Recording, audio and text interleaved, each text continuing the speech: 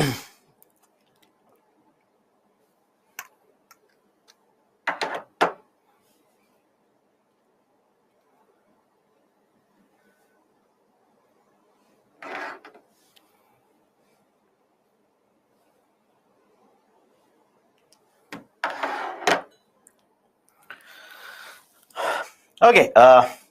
good morning everyone. Welcome to Byju's Exam Prep IAS. This is Shyam Kagod here. Now, before I start the discussion, if there is no issue with the sound, can you please give me a thumbs up? If there is no issue with the sound, let me know, right, that everything is correct so that I can start the discussion. Done. Okay, let's start then. So last week what we have done, we have discussed industrial policies. We started with industrial policies. We have covered a lot of important industrial policies. Please go through that. And as far as I'm concerned, please keep on updating. Again and again, I've kept on telling you in every class, I've told you this. Do not stop. Do not stop with only this. Keep on updating a lot of information. Now, we have discussed industrial policies. After industrial policies, we started with the concept of planning. That I hope you remember. Sunday morning, we have discussed so many points regarding all the 12 5-year plans. What is Harrod-Domer model?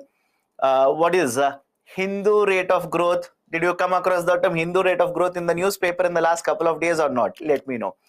Right, so Hindu rate of growth, planning, Harrod-Domer model, heavy industrialization model, right? Then the concept of 11th and 12th 5-year plan, etc., etc. After that, we have also discussed Niti Aayog. What is this Niti Aayog? Right? Why it has been established by the government, etc. Done. Then we started with the concept of infrastructure. Right? I hope remember we started with the concept of investment model. First investment model. We have discussed GDP. I'm sorry. We have discussed FDI, not GDP. GDP was done way long ago. Right? We have discussed FDI. We have discussed FPI. We have discussed the concept of NIMZ, Special Economic Zone, as well as PPP, Public-Private Partnership. After that, we started with the concept of infrastructure. Right? I started with the idea of infrastructure, and within infrastructure, we have finished one part of it. That is the concept of power, electricity in India. Right? From where we get electricity.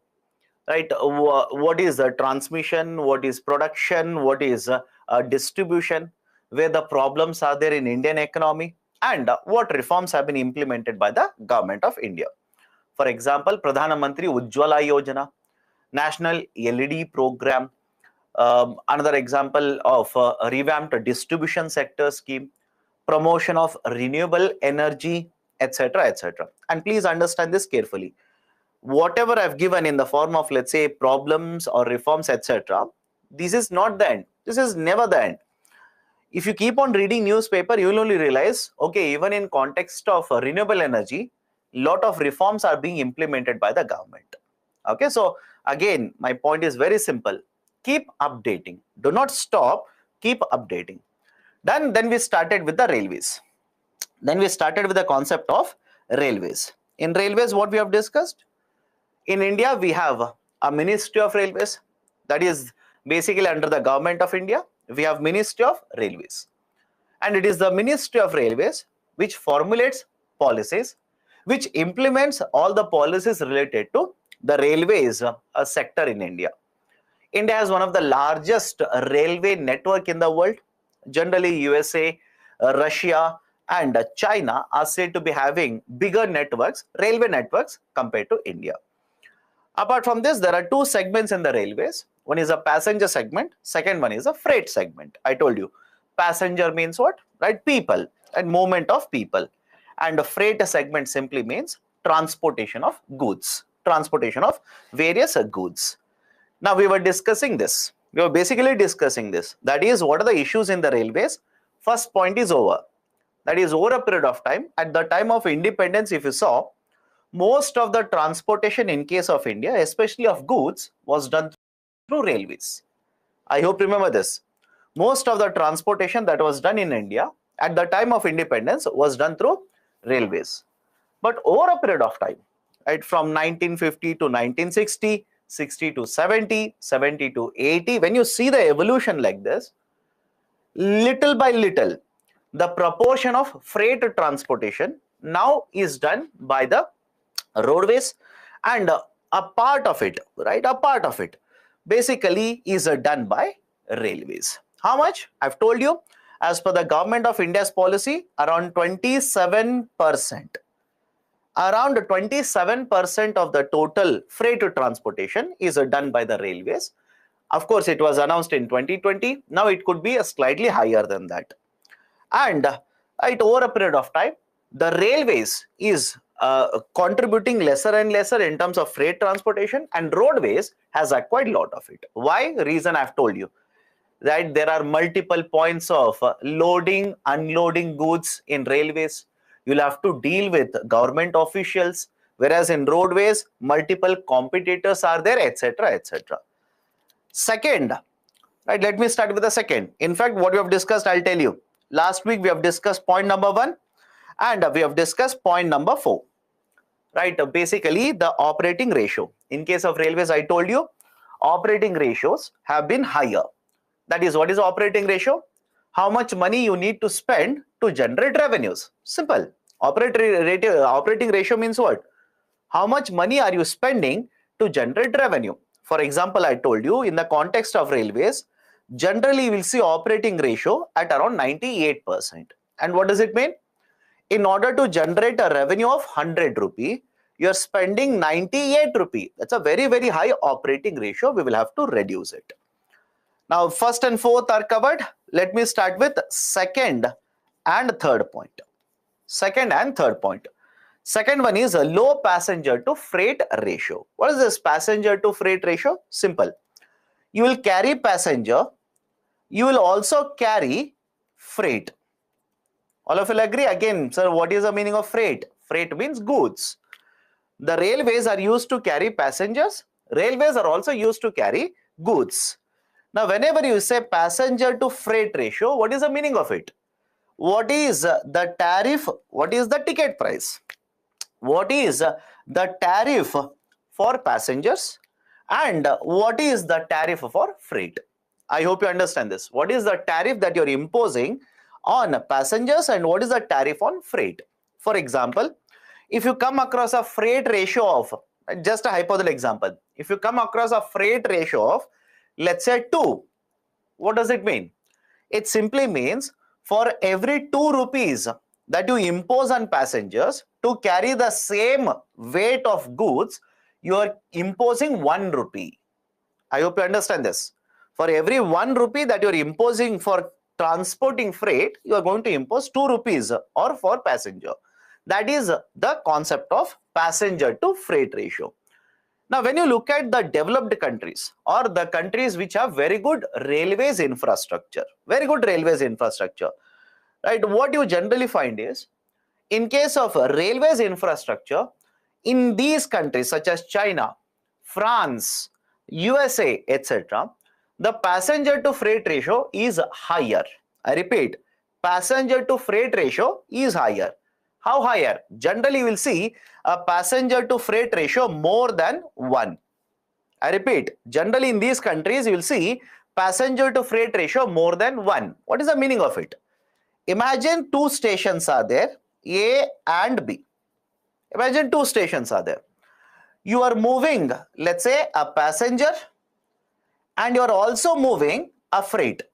This is the simplest example. Understand this. You are moving a passenger and you are also moving a freight between these 2 stations. If let's say hypothetically, if the passenger to freight ratio is 1, it simply means whatever the tariff you impose, whatever charges you impose and collect from the passenger, you are imposing and collecting same amount of money from the freight as well.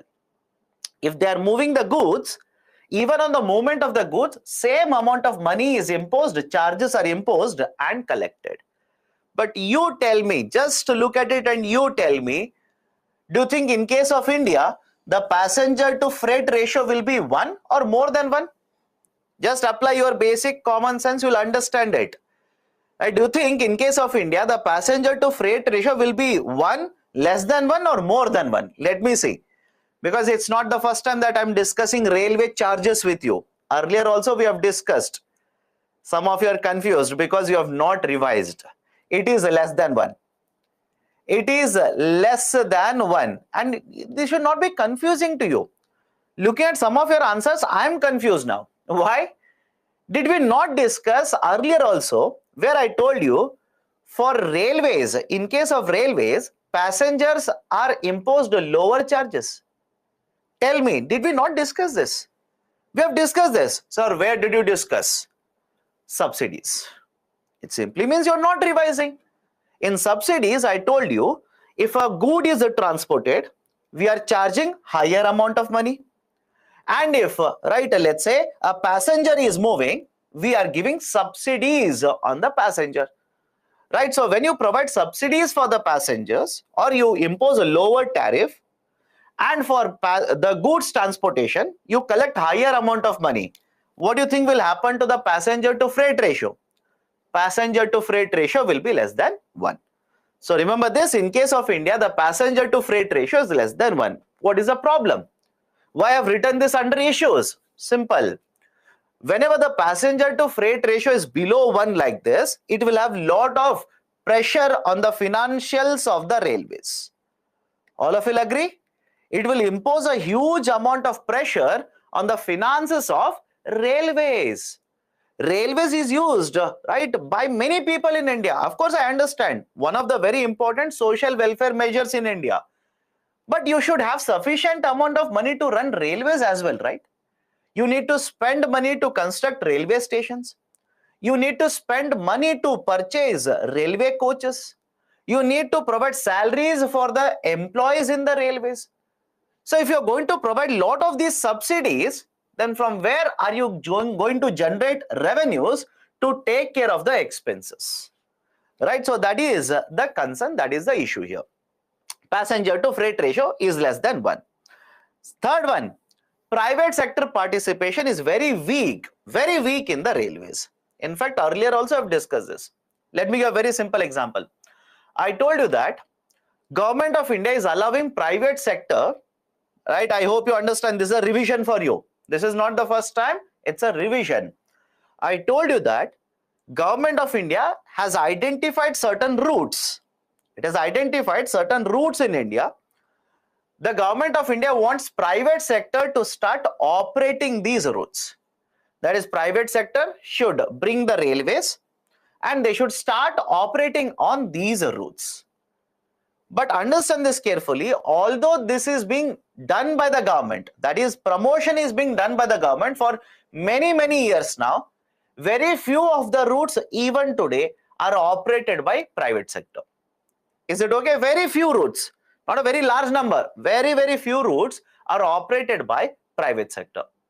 Why? Why is that private sector doesn't basically get involved in the railways? Simple, private sector says, we need to spend lot of money in the railways. Is it okay? We need to spend lot of money because you want to bring, let's say, a railway engine on lease basis. You want a railway engine on lease basis. Do you think you'll have to pay a small amount of money? Absolutely no. You will have to pay huge sums of money. So the expenses are very high. But we don't know whether we are going to earn sufficient amount of profits or not. That is the precise reason why participation of the private sector is very weak in the railways. In fact, various surveys, when you compare in different 5-year plans, I repeat, when you compare in different 5-year plans, how much is the private sector investment in roadways and railways? It has always shown that in case of roadways, private sector participation, investment is very high. Right? It is very high. Right? You might be asking me, why, sir? Why do you think it is very high? You tell me.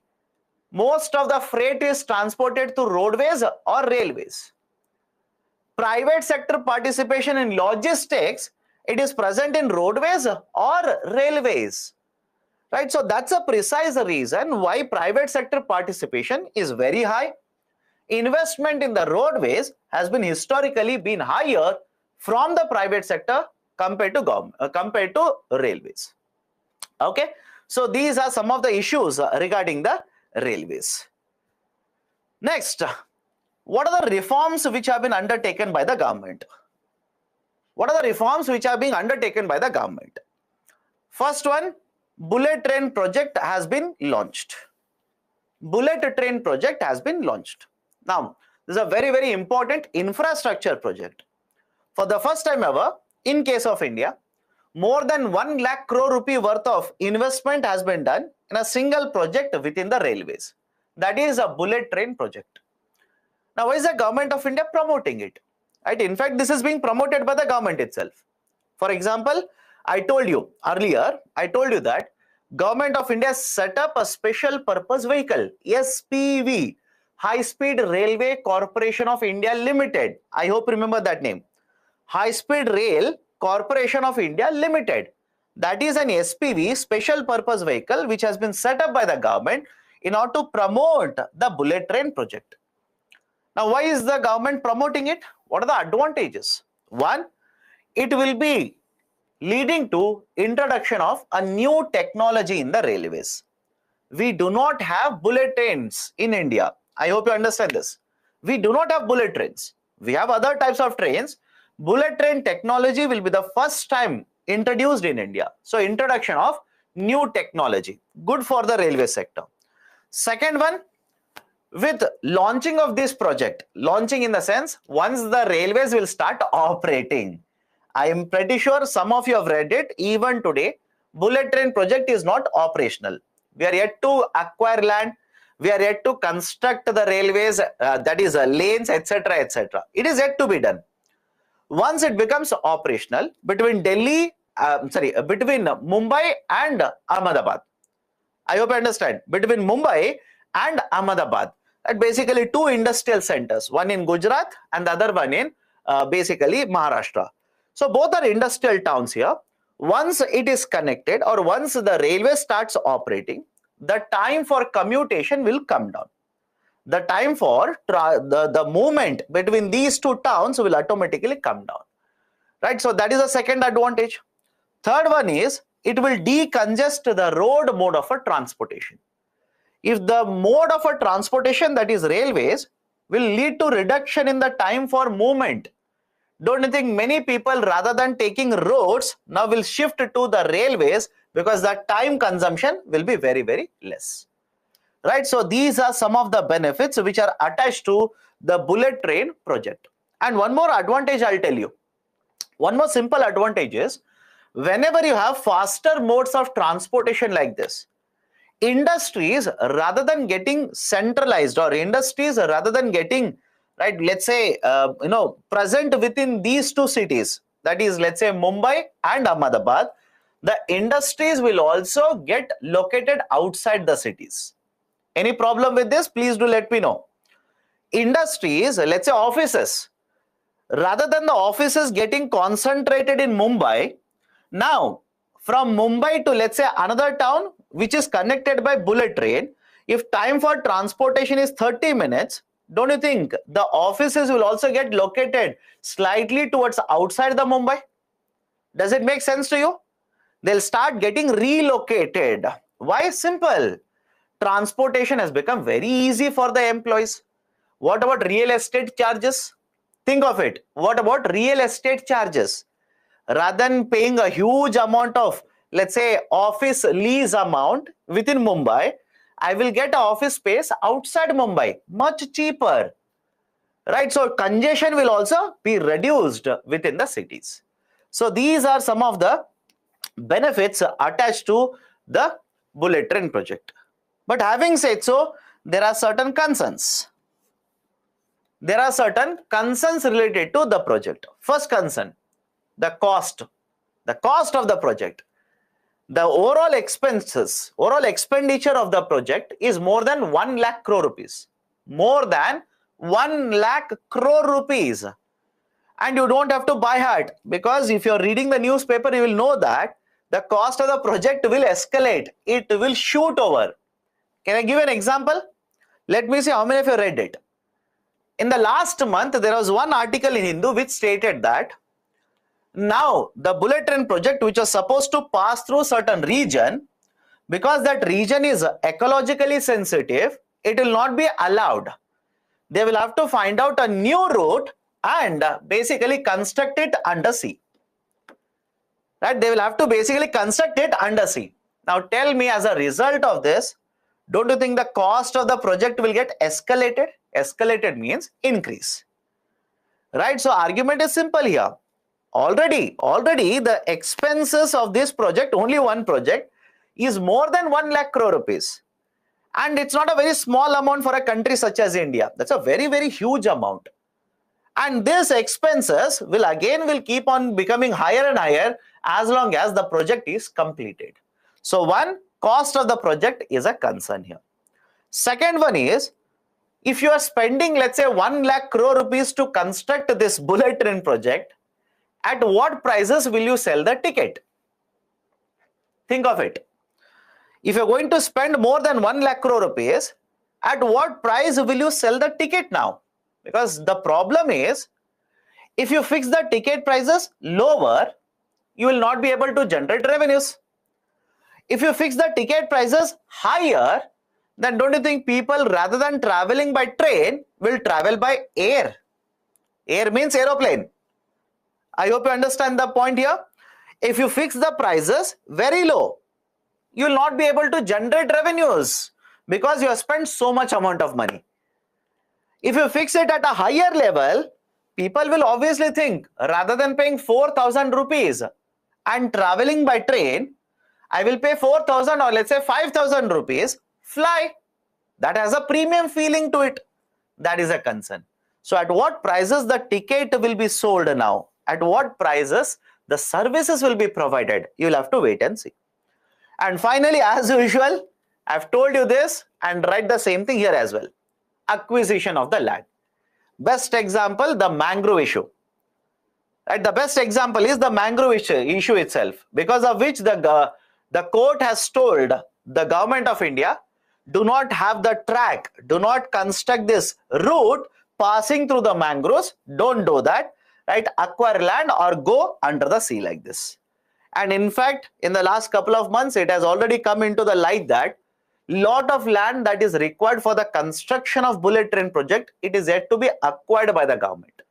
It is yet to be acquired by the government. Right? So issue related to land acquisition. That is also a concern related to the bullet train project. Done? So this is the critical evaluation. Please go through. Questions can be asked by UPSC. You will have to know these kind of terminologies. Next, another very important reform. Government of India has taken the railway budget, has merged it with the union budget. What do you mean by this? Before 2016 and 2017, practice was that government will announce first a separate, underline the term, a separate railway budget, then announce a union budget. Is it okay? I'll repeat it again. Earlier, and from independence, we have been doing this. Government used to first announce railway budget and then announce union budget. That is, a separate railway budget was announced by the government. But later, Government of India decided, let's not continue with this convention. Convention means what? Practice. Let's not continue with this convention.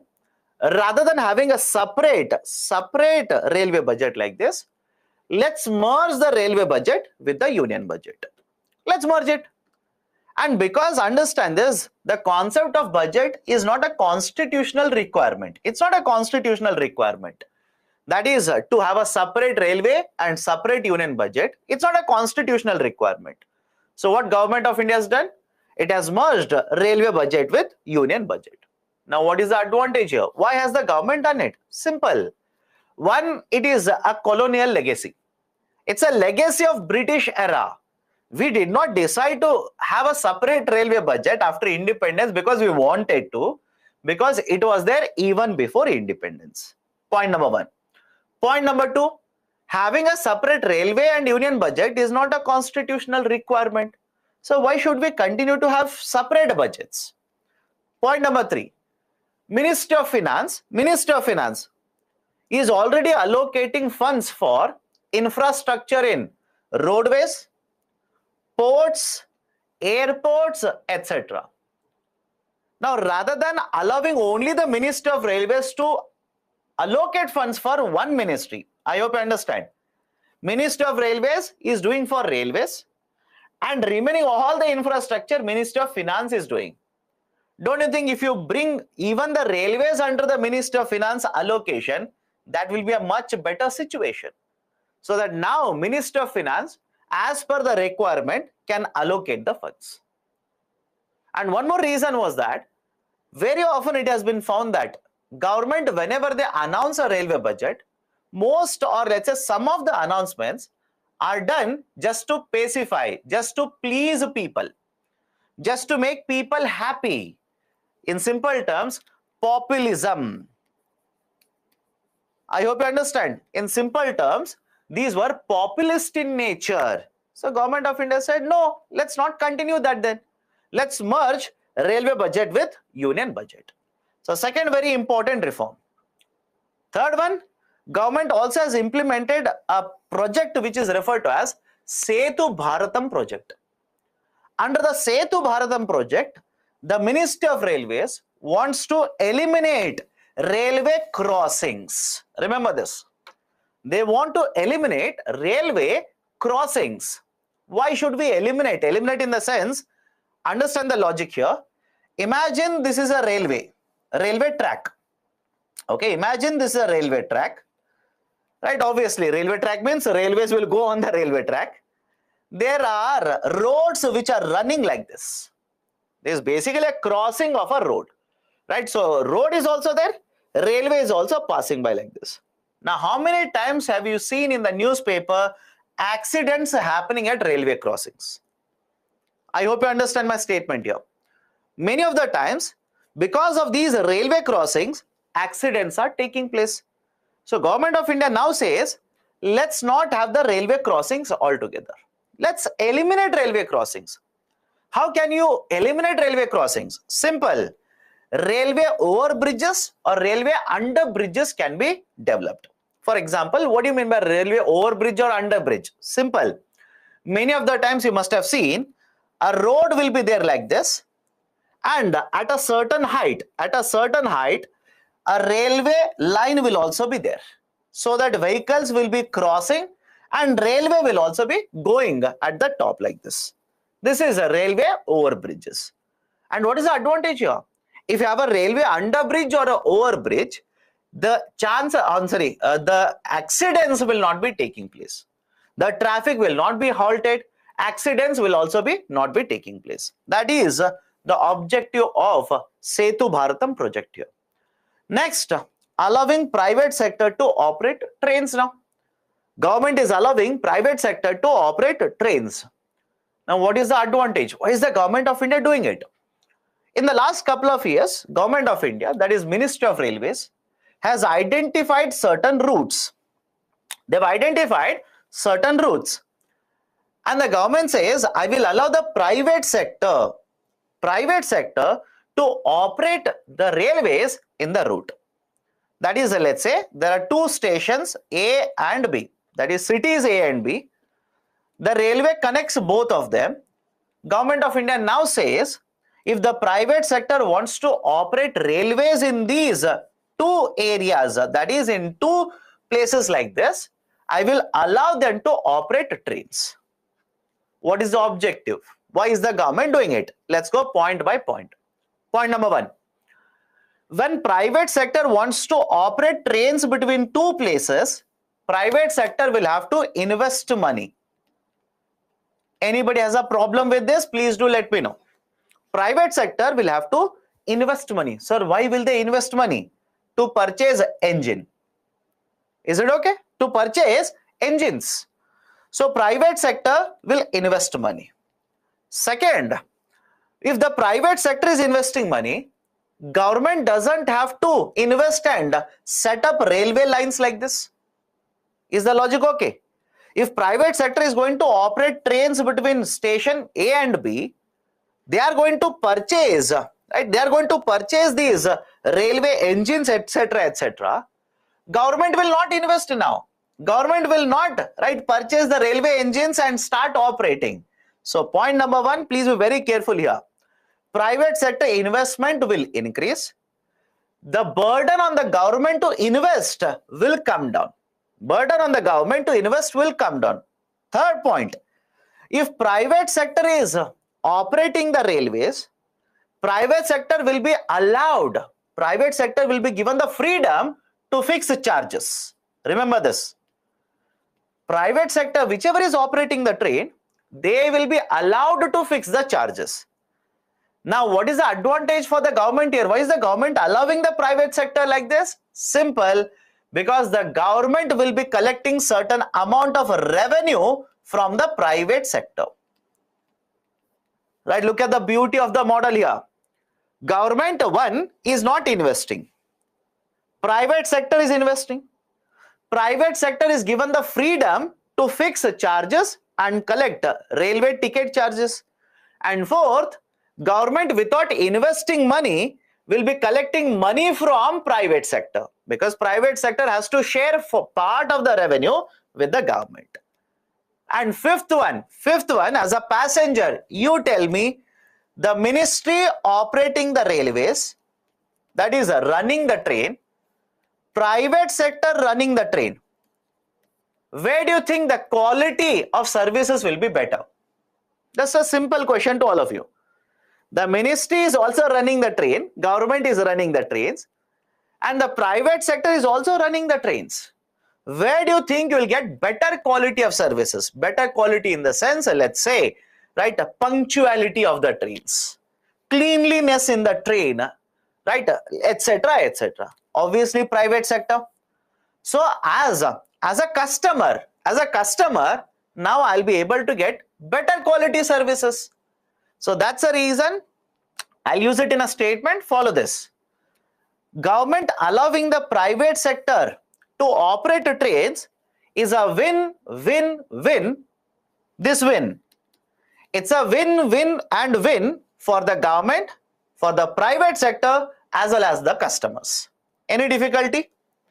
Government allowing the private sector to operate trains, it's a win-win-win situation for the government, for the private sector, as well as for the customers. But having said so, very few of the routes we are seeing private sector operating the trains. Okay, very few of the routes. Why? One, investment is very, very high here. Requirement of investment is very, very high. Right. Second, even though I operate, now there is a concern regarding how much revenues I'll be able to generate. Is it okay? Government says you operate, right? You purchase, you lease it out, etc. You decide the tariff, etc. But I am also doubtful as a private sector, I am also doubtful whether I'll be able to generate sufficient amount of money, that is revenues. And the third one is, if private sector is allowed to run trains like this, obviously we expect the ticket prices to be a bit higher. Government will provide subsidy, private sector will not provide subsidy. So it is expected that some of the customers will feel the burden of the ticket prices. Right, so that is basically the critical evaluation of allowing the private sector to operate trains in India. But again, please understand this. I'm not saying that government doesn't want to operate trains. Please be very careful. Whenever you characterize these kind of concepts in the newspapers, or let's say in the answer paper, whenever you want to write, please be very careful. Government is not saying I'll stop operating trains. Absolutely no. As of now, no announcement has been done by the government. Government simply saying, I will allow even the private sector to operate some of the routes. Not all, some of the routes, which will be identified, allocated by the government only. Private sector cannot choose it. Okay, so this is private sector operating the trains in India. This is one more important reform. Please be very careful. Next one, apart from this, government also has launched a National Rail Plan 2030. Okay, National Rail Plan 2030. Now, what are we trying to achieve under the Rail Plan of 2030? One, increase the modal share of railways to 45% in the freight by 2030. What do you mean by modal share of railways? Simple. we have roadways, we have railways, we have waterways as well. We'll discuss waterways today. We have waterways as well. These are referred to as a mode of transportation. Is it okay? These are referred to as mode of transportation. So within these modes, how much is from railways? How much of the transportation is done from railways? Right now, as per the plan that was proposed earlier, it is around 27. Again, I am saying it was announced in 2020 and we are in 2023. You are going to write the exam in 2024. So please update the information. So from 27%, we want to increase the share of the railways in the transportation to 45%. That is one. Second one, we want to ensure that railways will become net zero emitter by 2030. We want to ensure that railways will become net zero emitter by 2030. What do you mean by net zero emitter? Simple. On one side, let's say you will burn coal. You'll burn coal, right, basically to run railways, which will cause emissions. Any difficulty in understanding this? Please do let me know. Right, you're burning coal, right, to run the railways, which is going to contribute to emissions. But on the other hand, what if I plant trees? What if I plant some of the trees? Is railways doing this? Of course, yes. Of course, yes. What if I start using some of the energy that I am generating or I am using to run railways by harnessing sunlight, solar energy? In fact, I'll tell you a current affairs point here. Please understand this carefully. Government of India, all of you seen railway stations? I hope you know. All of you seen railway stations. Railway stations in the sense you must have seen, right, platforms like this, long platforms, and the slanted roofs are there. Government of India is now thinking, it has started in some of the places, where on these roofs, we will simply install the solar panels. Is it okay? Right? We will simply install solar panels. Right? What is the logic here? We will simply harness the sunlight, convert that into electricity, and use that electricity to run railways. Right, sir? Sir, I don't think coal is being used. My dear, if you're going to consume electricity, most of the electricity is produced using coal in India. Last week we have discussed this. Most of the electricity in case of India is thermal, that is usage of coal. So if a railway is run, railway which is run using electricity, tell me, most of the electricity come from where? It will come from where? Burning coal. So emissions already are being caused, right? So understand that when I say you are using coal to run electricity, you have basically gone to Sholay movie, right? Where continuously coal will be dumped into this, etc., etc. Again, don't worry. So emissions are caused. You're consuming electricity, emissions are caused. We want to reduce it to zero. That is, whatever emissions are caused, we want to ensure that we will also have certain capacity which is equivalent to absorption of the emissions. That is, in simple terms, what is the usage of afforestation? What is the usage of afforestation? Planting the trees. What is the use? One of the use is they will absorb carbon dioxide. All of you will agree with me? Slightly going into biology now. Right, from economics, slightly moving into biology. What is the advantage of planting a tree? They will absorb carbon dioxide. So emissions are caused. We want to ensure that we will become net zero by 2030. Okay, next one. To create capacity ahead of the demand. What do you mean by this? Let me ask you a very simple question. Imagine today, let's say 30 crore people are using railways for transportation. And what is the year? 2023. And you don't have to by heart understand the concept. Okay, so 2023, let's say 30 crore people are using railways in India. Now tell me, by 2030, will the population which is using railways, will it remain same or it will increase? I hope you understand this. Will it remain same right? 30 crore people only. How come it will remain same? Obviously, it will increase. Done, right? Now, this should be very clear to you. Population which will start using the services of railways, it will increase. Now, when the population which uses services of railways will increase, don't you think demand for infrastructure automatically will also go up? Is it okay? Demand for infrastructure will also go up. Now, what they are trying to say in this point is simple.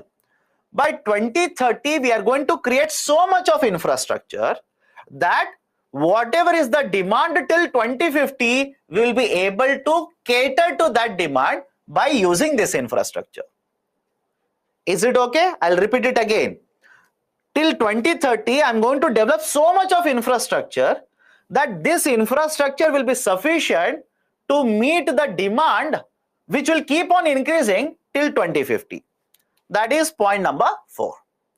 And finally, in the point number 3, finally in the point number 4, for the implementation of this national rail plan, we will also seek the help of the public sector undertakings. We'll also ask, right, the private sector. We'll also ask the state governments to provide help and implement the plan successfully. So these are some of the very important aspects of National Rail Plan 2030. Okay. Any difficulty here? Railways is done. Any difficulty? Right. First we have completed power. Second one we have completed railways. Some of you are asking, sir, where in the book I'll find it? In the book you will not find it. You will not find these points in the book. Maybe here and there one point will be given. But my recommendation, keep on reading current affairs. Keep on updating it. Keep on updating it. Okay. Next part of infrastructure I want to cover is roads. Right. The concept of roads. Now, is there anyone who is going to ask me, sir, what is road? Tell me, define what is a road. Right. If so, please do let me know. My answer will be very simple. Road is one of the modes of transportation. Okay. Road is a type of physical infrastructure used for transportation. So point number 3. Point number 3, again I'll repeat it. We are going to create so much of infrastructure by 2030 that infrastructure will be sufficient to meet the demand which is going to keep on growing till 2050. And the 4th point, for implementation of this plan, we will ask participation of the private sector, right, the public sector undertakings, as well as the state government. Okay. These are the last 2 points. Now let me start road sector. Let me start with the concept of road sector here. Now, before going into the issues, right, roads, please understand this. Whenever you talk about roads, generally the roads are divided in India. Roads are divided into multiple components like this. One is a national highway. All of you will agree? NH means national highway. Second one is a state highway, SH. And I'll basically say all the remaining, I'll basically put it under other roads. Sir, what do you mean by other roads here? Roads which are connecting villages. Roads which are there in the cities. So all the other roads, I'll basically put it under one head. So we have national highways, we have state highways, we also have other roads as well. Now, if you look at the length of the road, should you by heart it? Absolutely nahi. Right? ये कौन सा class चल रहा है? My dear, this is economics class. This is economics class, by the way. Okay? Right? So, roads basically are divided into 3 parts. One is a national highway. Second one is a state highway. Third one is, let's say, municipality roads. Right? The village roads, or village connecting roads, etc., etc. All the other roads will be kept under this. Now, if you look at the length of the road, and do not by heart the length of the road, it will keep on changing. Because from one day to next day, certain amount of national highway is constructed. So, do not by heart it. Generally, what you find is the total length of the road network in India is around 60 lakh kilometers. It is around, right, 60 lakh kilometers. It is around 60 lakh kilometers. Okay. But if you divide this if you basically dissect it, what you'll observe is very simple. The length of the national highways and the state highways is very, very small. Generally, you will find that around 5 to 6%. I'll put it in the about figure. Around 5 to 6% of the total length of the roads. Around 5 to 6% of the total length of the road is the national highway and state highway. And remaining more than 94% of the road network in case of India is other road itself. Now, some of you might be looking at it and say, sir, right, what is the utility of all of this information? Why should I use all of this information? I'll give a very simple example. Right, tomorrow you will see in the news, and day after tomorrow you will read it in the newspaper. Prime Minister is going to go to Karnataka, and Prime Minister is going to launch an infrastructure project. Right, that is basically the road connectivity, expressway between Bangalore and Mysore. Point number one.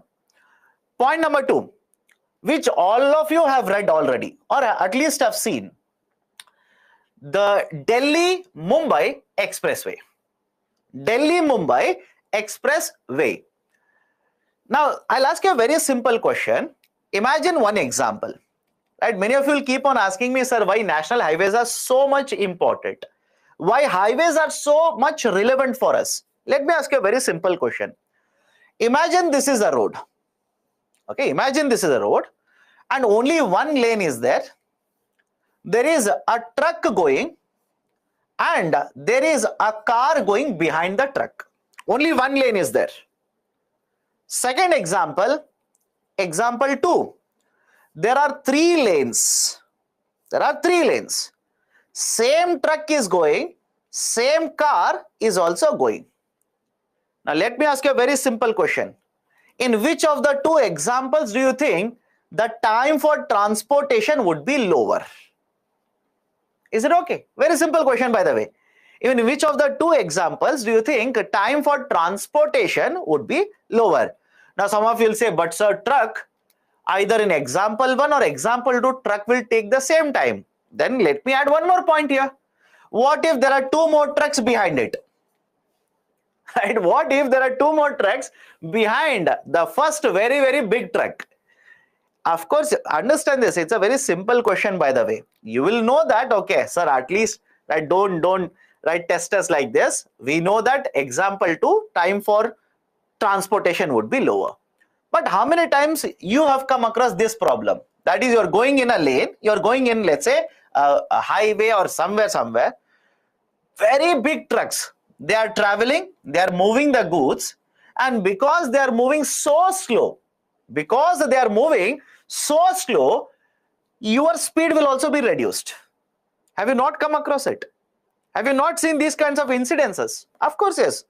So argument is simple. Whenever you have roads, whenever you have these kind of roads, you want these to be more and more national highways and state highways. Point number 1. And second point, it's not just highways. You should ensure that these are 3-laned national highways or 4-laned national highways, 6-laned national highways, 8-laned national highways, etc. like this.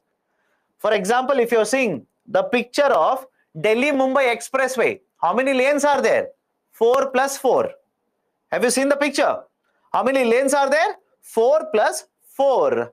And if you have seen or read regarding that project, Government of India has clearly stated, even though we have 4 plus 4, we have already acquired the land. We already have so much amount of the land on the side like this. If required, we can make it 6 plus 6. Have you people read or not? Because no one is actually replying. So everybody has gone dormant now. Right? So argument is simple. National highways are required. State highways are required. And as far as possible, they should be 4-laned, 3-laned, 6-laned. Why? National highways and the state highways account for most of the transportation. It's very simple logic. They account for most of the transportation. And if you want to use these roads for transportation purposes, which happens in India, don't you think the time for transportation should be lesser? The cost of transportation should be lesser, etc., etc. Right? So that's the reason the road sector is very, very important. Okay. Now, right, these are some of the points. Let me go to the next point. Whenever you talk about the roads, right, at the central level, we have Ministry of Roadways. Right? Remember this. We have Ministry of Roadways, MORTH. They'll simply use the short form MORTH. Ministry of Roadways, Transportation and Highways. Ministry of Roadways, Transportation and Highways. Right, Mr. Nitin Gadkari, right, he is basically the minister here, Minister of the Roadways. Okay, MORTH is there, and that is the policy making authority in India. Point number 2. Point number 3. In addition to Government of India involved in the policy making, government is also involved in the construction of roads. They are there. But now off recently, that is around 2.5 decades ago, we have started allowing more and more participation of the private sector in construction of the roads, in maintenance of the roads, in repairs of the roads, etc., etc., etc. Right? So that is basically, right, certain points, basic points related to roadways in India. Any doubt here? Any doubt so far?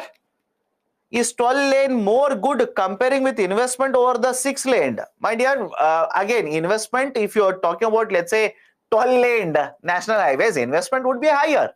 Of course, investment would be higher. Government simply says if there is a requirement, right, if we have 4+4, but even then congestion is very high. Even then the time for transportation is higher than, right, what government can do is extend it, make it, let's say, 12 lane. Again, it is just an idea which has been kept aside. If required, we'll extend it to 12 lanes. Whether they will do it or not, you'll have to wait and see. Now, what are the issues in the roadways? What are the problems in the roads sector? 1. Acquiring land is very difficult for development of road infrastructure. Again and again, I'll keep on telling you the same thing. Simply write land acquisition as a problem in every infrastructure project.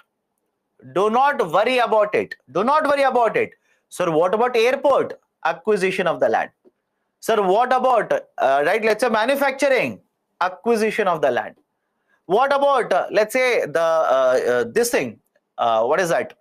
Power sector. You want to develop, let's say, solar plants, acquiring land. One infrastructure project, I'll point it out as well. One infrastructure project where generally the problem of land acquisition doesn't arrive is the idea for waterways. We'll discuss that. It is the idea of waterways. In case of waterways, the acquisition of land does not become a problem there. But in every other type of infrastructure, you can simply write acquiring land is difficult. Right? Acquiring land is difficult. Right? So that is point number 1.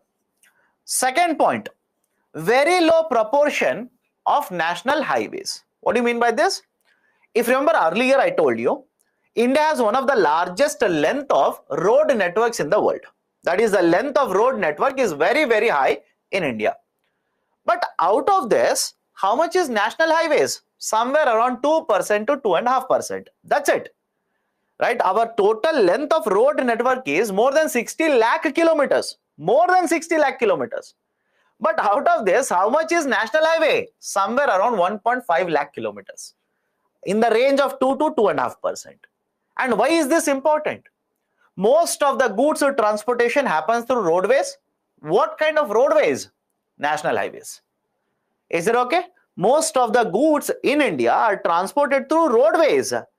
And this roadways, what kind of roadways are we going to use for goods transportation? Of course, national highways. So on one side, it accounts for major freight transportation mode in India. But on the other hand, it accounts for only 2.5% of total road network in India. Now, what is the problem with that? Problem is the congestion on the roads is higher. Any difficulty, please do let me know. Congestion on these roads is higher. And second, safety related issues. Safety related issues, that is number of accidents. right? Number of accidents which are happening on national highways in India are really very, very high, right? So that is the problem with respect to having very low length of national highways. Third one, cost of transportation through roadways is very high. And what is the problem with this? When the cost of transportation is higher, the market prices of the commodity also increases. And when the market prices will increase, don't you think export competitiveness of the product will automatically go down? Right? So cost of transportation is higher, we will have to reduce it. We will have to bring it down. So how much? How much is the cost of transportation? Government of India's document says cost of transportation rather than transportation, logistics. Cost of logistics in case of India is 14% of GDP. Some authors will say 13%, some authors will say 14%. Doesn't matter. Right? Government says 14%, take it. Cost of logistics in case of India is 14%. And I hope you understand when I say the next point now. Within the cost of logistics, it is the cost of transportation which accounts for majority of the cost. Is it okay? I'll repeat the statement here, understand it. The cost of logistics in case of India account for around 14% of GDP. But within the cost of logistics, it is the cost of transportation which is a major contributor to cost of logistics. So we will have to address it. We will have to reduce the cost of transportation. We will have to reduce the cost of logistics. Next one, there is a lot of delay in the completion of projects. Lot of delays, even by the private sector, and whenever even the government will construct the project, lot of delays will happen. So why is the delay happening? Simple. Take in the last 2 to 3 years. And in fact, in the last week, I believe in Hindu itself,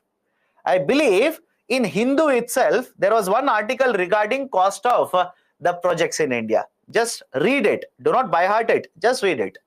Labor availability, cost of labor going up, cost of land, acquisition of the land going up, cost of raw material going up, etc. All of those, one has led to higher cost of the completion of the project. And second, whenever let's say there is a problem in relation to acquiring land, whenever there is a problem because of the land being under litigation, whenever there is a problem with let's say bringing raw materials, etc., that will pull or that will basically extend the completion date for the infrastructure projects. Okay, so there is a delay in completion of these projects. And large part of the logistics is unorganized. Unorganized means what? This is informal in nature. This is informal in nature, not registered with the government. Size of these entities is also very, very small. Sir, what do you mean by this? I'll give a very simple example. Imagine you want to move the goods from, let's say, place A, that is city A, to city B. Is it okay? You have manufactured the good. You want to move the good from city 1 or city A to city B. Now, there are two types of suppliers of the services. That is, there are two companies or two entities which have come to you and they are saying, sir, give us the opportunity. We will move the goods. We will help you in transportation. One entity has 2 trucks. One entity has only 2 trucks. And another entity has 200 trucks. It has a warehousing facility in a city B, that is the second city. It has a lot of employees who will come to load the goods into the truck and unload the goods into the truck. Now, don't you think in terms of efficiency, second entity is much better compared to first entity? I hope you understand my statement. In terms of efficiency means what? In terms of, let's say, costing, in terms of quality of the services, in terms of other services such as transportation plus warehousing plus loading the goods, unloading the goods, second entity is much better compared to first entity. right? That is basically the idea that I'm conveying here. Large part of the logistics in case of India, it is fragmented. Fragmented means what? Large number of entities are there. Sizes of the entities are very, very small. Individual truck owners are there. One owner has, let's say, 2 trucks. But on the other hand, we also have many other companies which will have large logistics facilities. Talk about packaging, talk about movement, that is transportation, talk about warehousing. They have all of this facility under one roof. But those companies which are integrating all these facilities, they are very, very small in number, right? They are present in India. Can I give you one example? How many of you heard of Agarwal Packers and Movers? Agarwal Packers and Movers. It's basically one of the very biggest, or let's say one of the very large entities which will provide you transportation, packaging, right? Let's say warehousing, etc. So the argument is, in case of India, logistics sector is there. But most of the logistics sector participants, these are very, very small participants. These are not large in scale, but large in numbers. But is it helpful for India? Should we continue operating like this? Absolutely no. Right? Always what will help is bringing all of them, agglomeration. Remember the term. Agglomeration. Always agglomeration will help you. Can I give an example? Just think of it again. Unfortunate event, don't worry about it. How many of you have heard of the company Oyo? How many of you have heard of the company Oyo? Right, now tell me, as a customer, don't you think Oyo has provided benefit to you? Just a basic question, basic knowledge question. Right, don't you think Oyo has provided, right, benefits to you? Of course, yes. Because earlier, imagine 15 years ago, you wanted to go to Delhi. What kind of hotels are there in Delhi? No idea.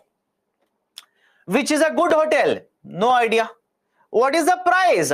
No idea. Why? Everything is fragmented. Fragmented means everybody is an individual entity.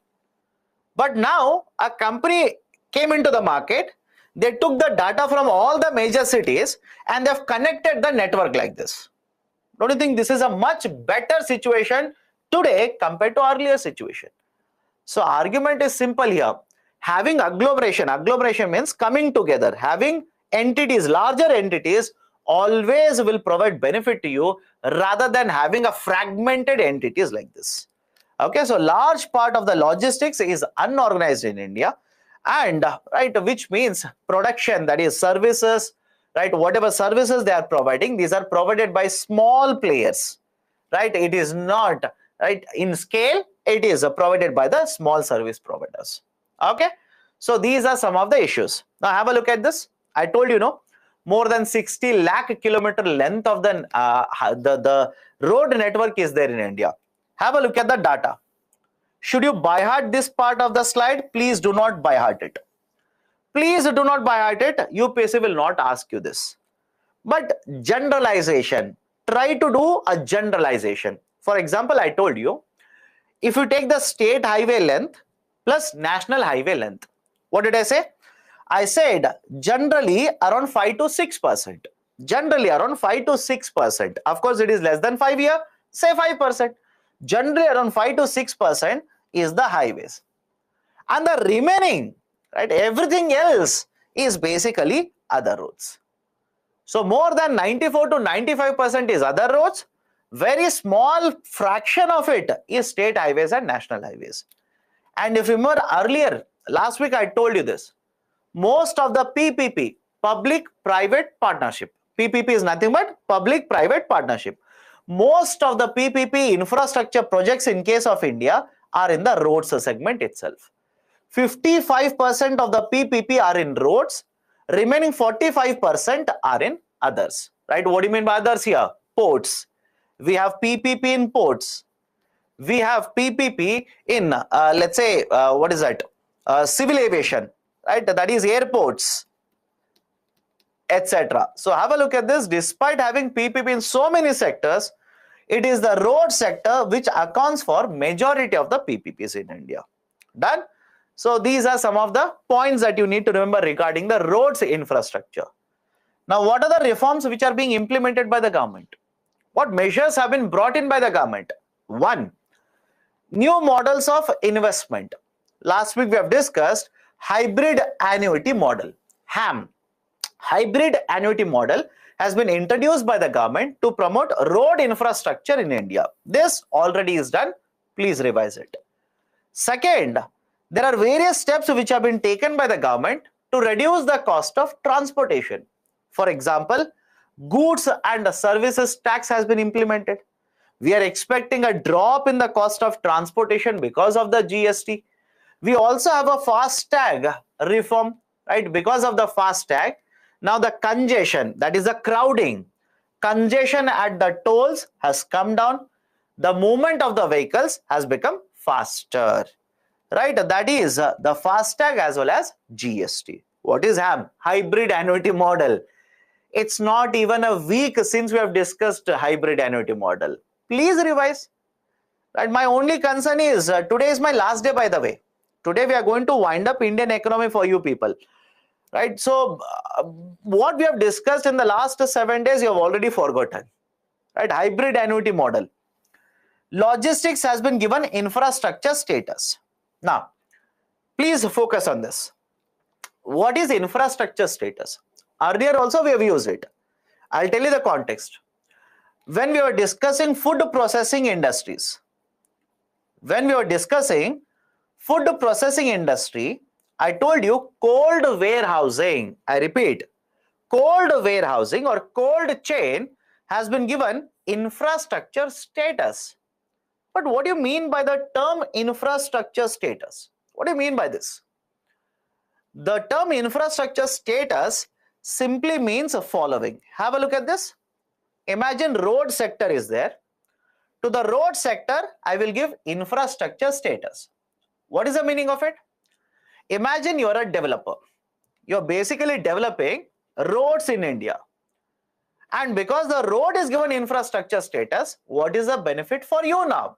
The benefit is, one, you can borrow for a long time. That is, borrowing for long term is allowed now because there are long-term investors in the market. Because understand the logic here, there are certain financial institutions, pension funds, right? There are insurance funds. Generally, remember the term now, pension fund and insurance fund are referred to as long-term investors. These are referred to as long-term. What do you mean by long-term? They will invest and the duration of investment or the tenure of investment will be for 10 years, will be for 15 years, will be for 20 years. Why? Simple. Talk about pension here. Focus on the pension. Now tell me, if you purchase a pension product, your age is, let's say, 25 now, or let's say 30, whatever it is, don't worry. If your age is 25 or 30, and if you purchase a pension product, will you get returns after 1 year? Think of it. Just think of it. Right? You're purchasing a pension product. Right? Pension product by default, the returns will be given to you when? Once you retire. Once you attain the age of 60 years. Now tell me, a company which is offering a pension product, if they have borrowed or if they have taken money, not borrowed, if they have taken money from you, right, at your age of 25, don't you think they have 35 years to give you the returns? Is the logic okay? Any problem with this? It's a very simple idea. Pension products will give you returns once you retire. Once you attain the age of, the person who gets pension, that is 60 years. So these are going to, right, take your money, that is investment, invest for longer duration. And once the infrastructure status is given, these types of long investors are interested in investing in, let's say, certain instruments issued by those companies which are there in infrastructure. That is one advantage. Second advantage, you can also borrow at a lower rate of interest under the external market. Right? You can go to external markets such as USA and borrow from USA. Why? Now because you are recognized as a part of infrastructure. So any example of this? Do you remember external commercial borrowing? ECB. How many of you remember external commercial borrowing? And we have discussed this. Don't say, sir, where you have discussed, etc., etc.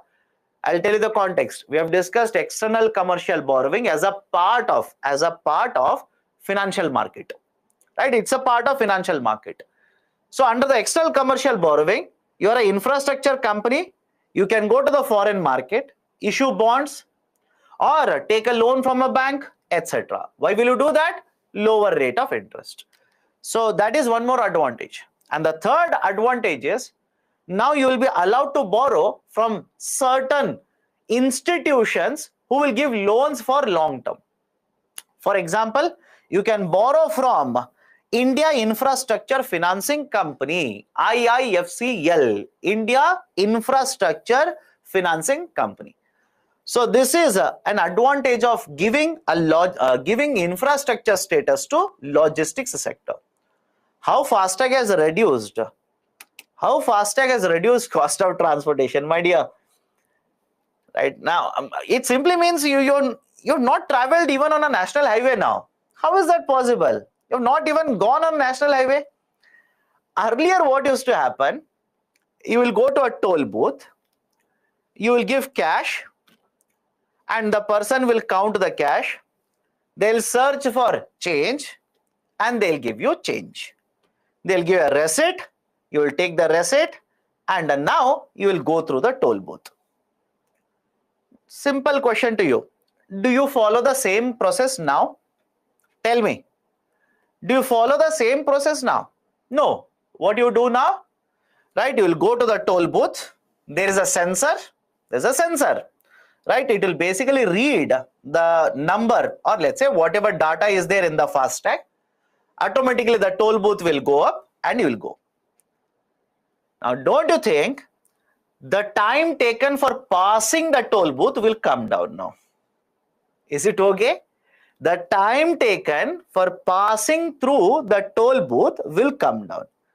And now because of that, the length of the line or the queue of the vehicles will go down. Time taken for transportation will go down. And when the time taken for transportation goes down, cost of transportation also goes down. Okay?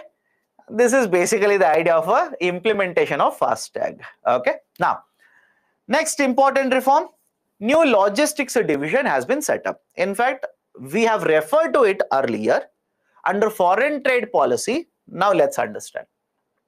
What is this logistics division? It is basically a part of Ministry of Commerce. Point number one, it is a part of Ministry of Commerce. The logistics division was established by the government in 2015. And what is the role of the logistics division now?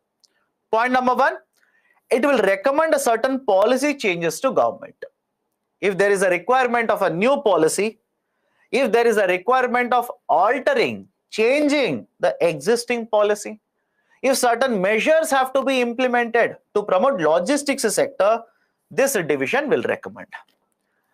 If there is any existing guideline, if there are any procedures existing right now and they are becoming a problem, they are hindering the growth in the logistics sector, the policy can be recommended to change it.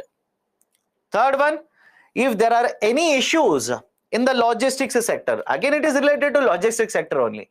If there are any issues in the logistics sector and these are causing problems for the players in the market, right? Now these issues will be resolved.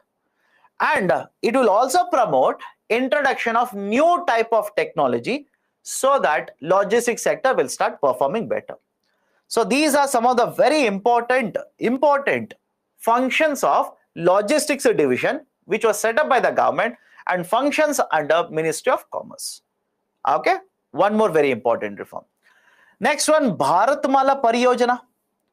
Next one is Bharatmala Pariyojana. It's a road infrastructure project. Simple. right? Bharatmala Pariyojana has been launched by the government. The 5-year duration was supposed to be, right? Basically, the road construction was supposed to be done in the first phase by 2022. And I hope you know we are in 2023. By 2022, we were supposed to complete the first phase of Bharatmala Pariyojana. Okay. But Government of India said because of the pandemic, because of labor issues, because of raw material access, etc., we will not be able to complete the Bharatmala Pariyojana or phase 1 of it. The deadline has been extended now to 2027. Right? So under this Bharatmala Pariyojana, what are we trying to achieve? What are we trying to basically do? Simple. We are trying to construct a 34,800 kilometer length of road network. Right? We are trying to construct a 34,800 kilometers length of road network. So what kind of roads? We want to construct expressways. I hope we can connect it to current affairs. We want to construct expressways. We want to construct national highways. We want to construct roads in the border areas. We want to construct roads in the coastal regions, etc., etc. So this is one more very important project that is being promoted by the government now. And a last one, as far as I know, in case of roads, so this is the last one. Okay, last one in case of roads, Bhumi Rashi portal. Bhumi Rashi portal. Focus on this. Slightly important. Why? This is one of its kind of a portal which has been set up by Ministry of Roadways. Now, what is the importance of this Bhumi Rashi portal? One problem I said generally we face in terms of development of road infrastructure is acquiring land. Acquiring land is a problem. And within acquisition of the land, generally what used to happen is, understand the process here. Imagine the Ministry of Roadways will prepare a proposal. They want to construct a national highway, they'll prepare a proposal. Now the Ministry of Roadways will send the proposal to Ministry of Finance. All of you will agree, they will have to send it to Ministry of Finance. Why? You need money, right? You need approval from the finance team. Right, so they will send the proposal to Ministry of Finance. They will send the proposal to Ministry of Environment and Ecology also, MOEF, Ministry of Ecology and Environment and Forest.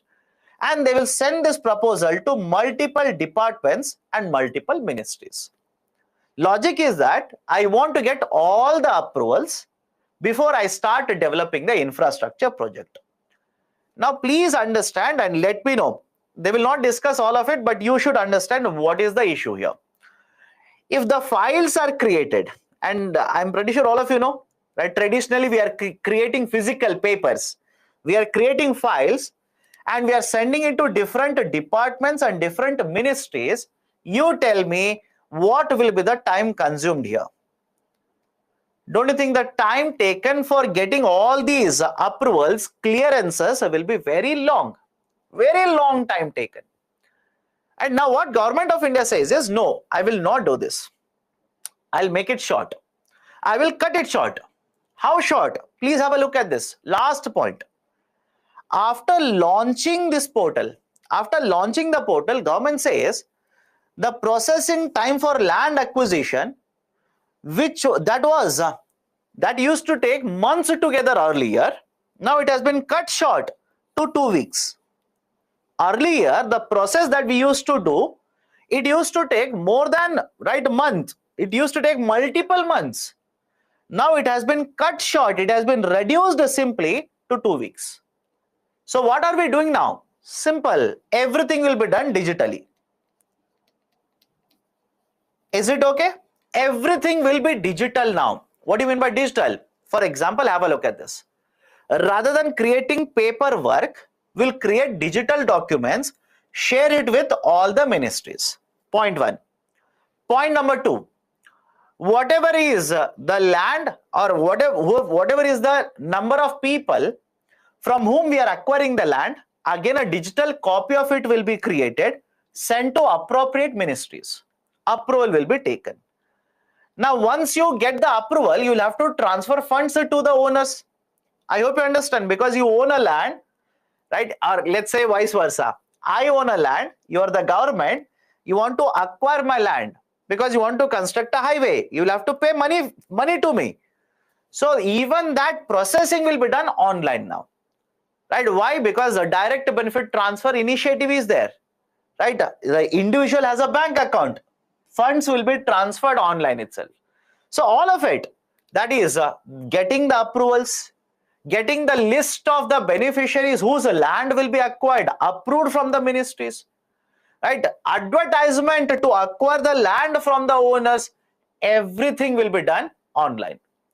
And because we have shifted to the digital mode now, because we are adopting digital mode now, earlier it used to take months together to complete all the processes. Now we are able to do it within 2 weeks. That is basically the advantage of Bhumi Rashi portal. Bhumi Rashi portal. Done? Right. So this is one more very important reform. Sir, Gati Shakti. Gati Shakti, it's basically one of the initiatives of Government of India. Understand this. What is the Gati Shakti? I'll take the example that was given by the Prime Minister. I'll take the same example. The Prime Minister in one of the speeches stated that, and you must have seen this, just apply basic whatever observation you have done, apply it, you will only understand. The government says, earlier, before Gati Shakti, earlier what used to happen is, the ministries as well as the departments, the ministries, because ministries are further divided into departments, okay? The ministries and the departments used to work individually. Individually means what? I'll take a very simple example. There is one department under one ministry, that is, let's say, Ministry of Roadways, which is responsible for construction of road. Okay, one department.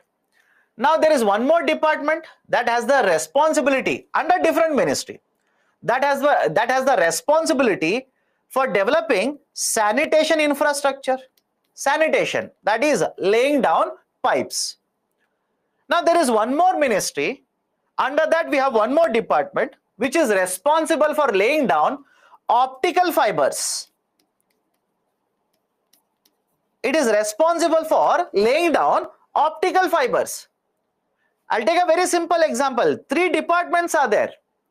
Earlier what used to happen, this department responsible for construction of the road, it used to work individually and no cooperation between these 2 ministries. Absolute no cooperation, no coordination. As a result of this, what will happen? First, this road department, they will come, they will construct a road and go. Now the sanitation department will come, they need to lay down the pipe. What they will do now? They will dig up the road, lay down the pipe. Now this optical fiber department will come, they also need to dig up the road. Now they will dig up the road and lay down the optical fibers. As a result of this, think of this, don't you think infrastructure that will be developed will be inferior? Is it okay? Infrastructure that is going to be developed at the end of all of this, quality will not be very high because so much digging up has been done. Second, don't you think this is not proper utilization of resources? This is not a proper utilization of resources. And third one is, if you have a better cooperation coordination, so much amount of work will be becoming easier. Now what has the Government of India done? That's a reason they have launched an initiative called as Gati Shakti. They have launched an initiative by the name of Gati Shakti. Under Gati Shakti, Government of India says 16 departments will be connected. Connected means what? It's simply a portal. I hope you understand. It's simply a website. All these ministries along with the departments now will be present on the website. All of them are there on the same portal. Now if I want to construct the road, I will basically put out this project on the portal. I'll basically put it out. And now other ministries, that is other departments, which also have projects related to the same infrastructure project, they will also start coordinating with me. As a result of this, cooperation, coordination between the ministries will improve. And because the coordination and cooperation will improve, don't you think the resources which are utilized will be much better here? Right? The quality of infrastructure project that will be provided to you will be much better. Can I give an example of this Gati Shakti in the recent days itself? The best example is Delhi-Mumbai Expressway. That's the reason I keep on telling you people to read newspapers. Delhi-Mumbai Expressway. That's a prime example of Gati Shakti initiative. Because when the project was launched, that is part of the road was launched. That is the one which connects Delhi with Jaipur. That stretch when it was launched, Prime Minister gave a speech. The the Minister for Roadways also gave a speech. And clearly in the speech, the minister stated that this is an outcome of Gati Shakti initiative. And in fact, the minister stated that if you see along the road network, we have already laid down optical fibers. How is that possible? Because of Gati Shakti. Right? So this is one more initiative. Please remember, right? It can be asked in the prelims or mains. And again, my guess is that they will not ask you now, because last year this was asked in the mains paper. Anyways, that is one more important reform. Next one is the concept of ports. Next one is the idea of ports. Now, again, understand this. Whenever you talk about ports in India, whenever you're talking about ports, you can divide the ports into two parts, or you can divide the ports into two classes. One is a major port, second one is a minor port. You can use the term minor, or else they will also use the term non-major port. Okay, one is a major and the second one is non-major or minor port. Now, what is the important difference here? Why do we classify this as a major? Why do we classify this as a minor? Simple, right? Have a look at this. Whenever you say major port, these are developed, operated, maintained by the central government. Is it okay? Right? Whenever you talk about the major port, these are developed, operated, maintained through the central government. That is basically the center, right? The center basically has developed it. Center is basically operating through a law.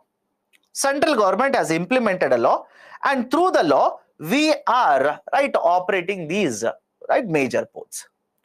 Now, how many major ports are there in India? 12 major ports are there, and the beauty of it is easy to remember.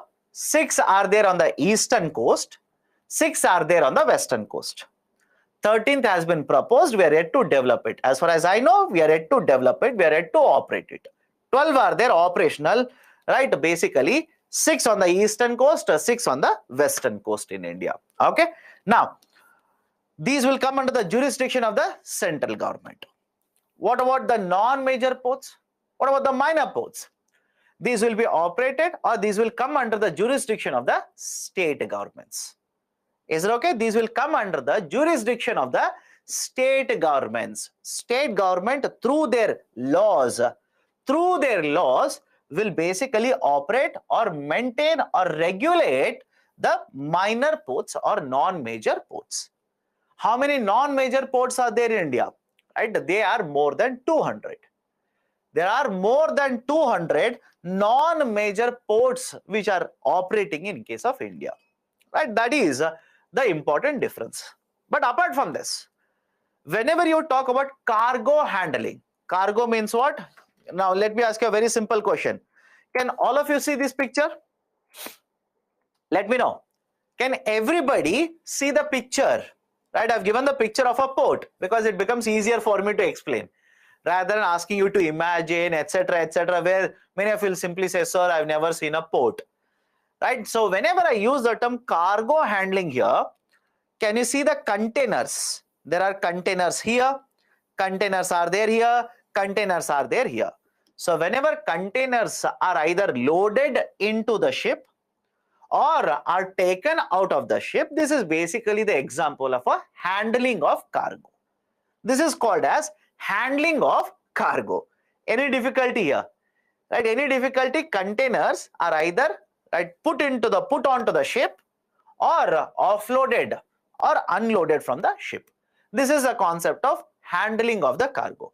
Now, in terms of handling of the cargo, majority of the cargo that is handled in case of India comes from the major ports.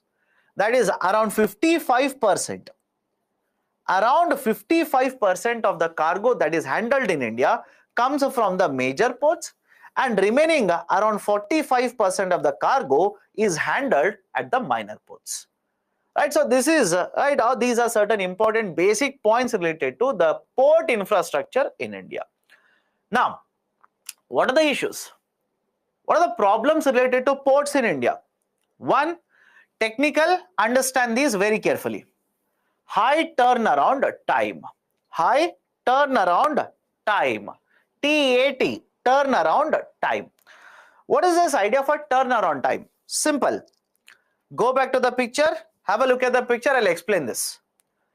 The vessel or the ship which has a cargo will come, and we use the cranes to unload these containers or offload these containers. And after the containers are removed, the ship will go to the next destination. For example, now after, let's say, Mumbai, the ship may start going towards Colombo, that is Sri Lanka. What is the meaning of the turnaround time? The time that is taken, I repeat, the time that is taken on an average between arrival and the departure of the ships. Any difficulty, please do let me know.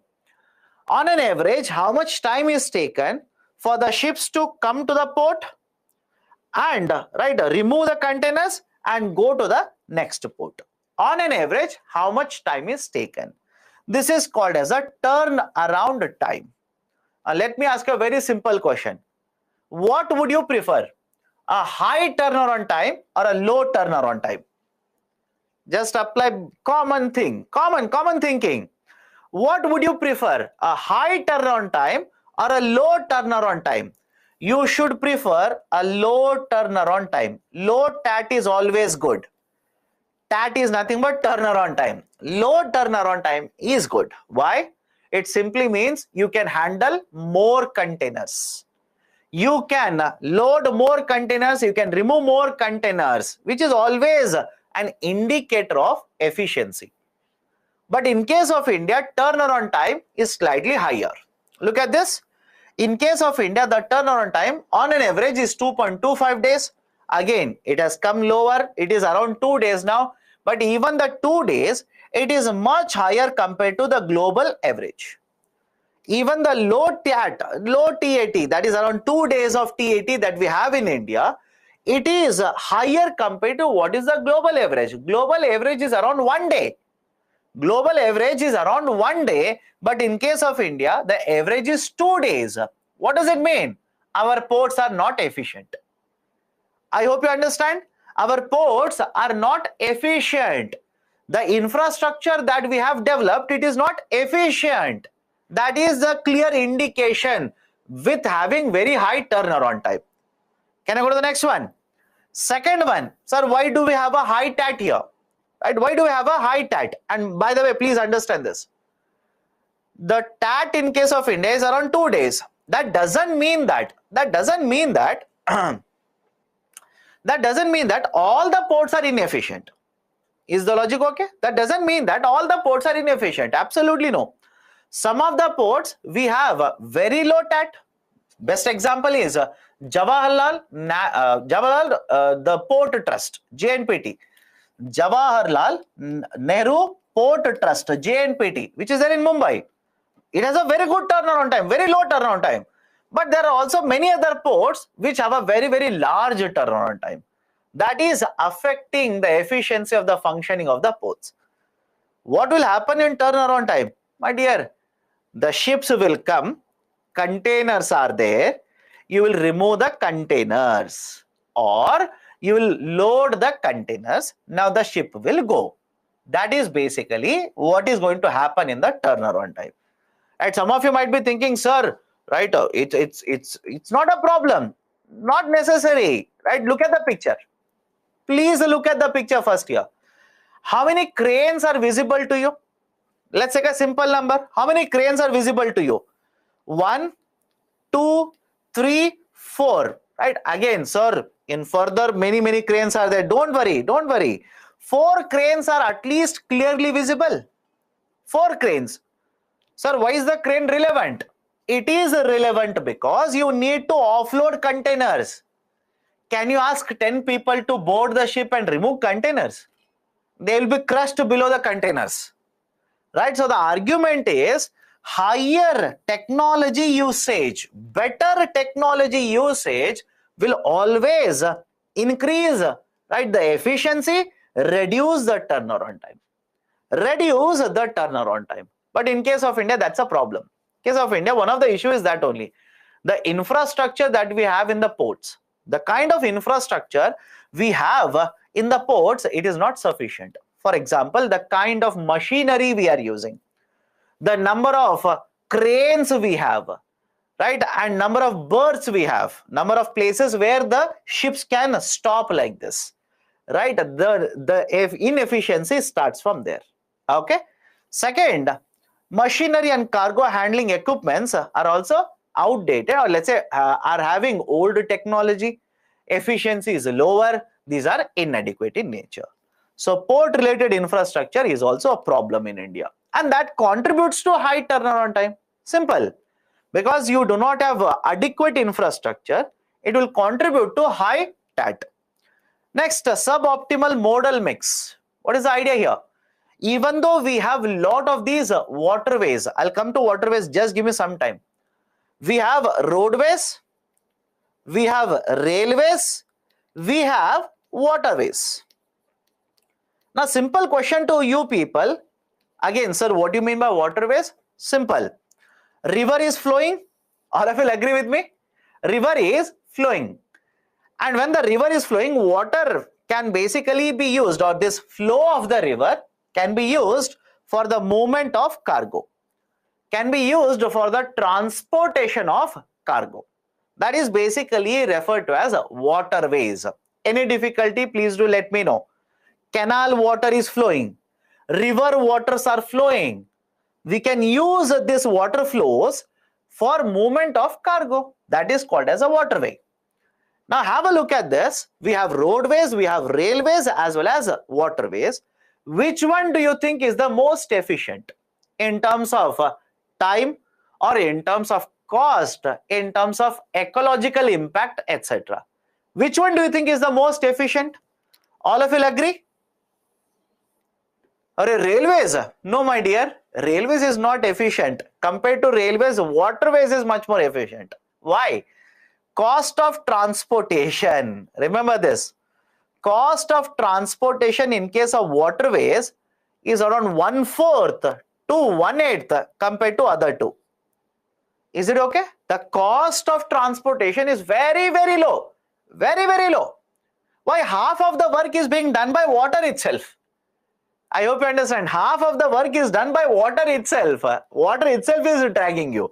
Right? So cost of transportation, very low. What about emissions? What about emissions? Emissions caused in the waterways are a fraction of the emissions which are caused in the railways as well as roadways. That is the precise reason. Waterways is much more efficient. It is much more efficient compared to the remaining two. But in case of India, we have not developed water networks. Simple. We have not developed the waterway network. For example, look at China. In China, they have a waterway network of more than 1 lakh kilometers.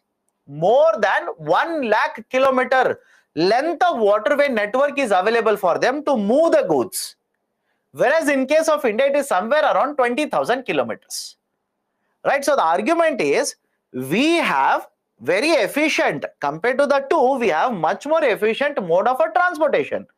But only a fraction of transportation is done using the waterways. Right? Next one, time consumption for customs is also very high, right? What do you mean by time consumption for customs? Simple. Imagine you have imported something. Okay, the goods are there in the containers. You are supposed to go and take the goods out. First, you will have to go to customs department, right? At the port, customs department is there. Submit a lot of documents, and now after getting the clearance, after getting the approval from the authorities, you will basically be allowed to bring the goods into the market, right? Bring the goods out of the port area. That is time consumption for getting the custom clearances is also a problem.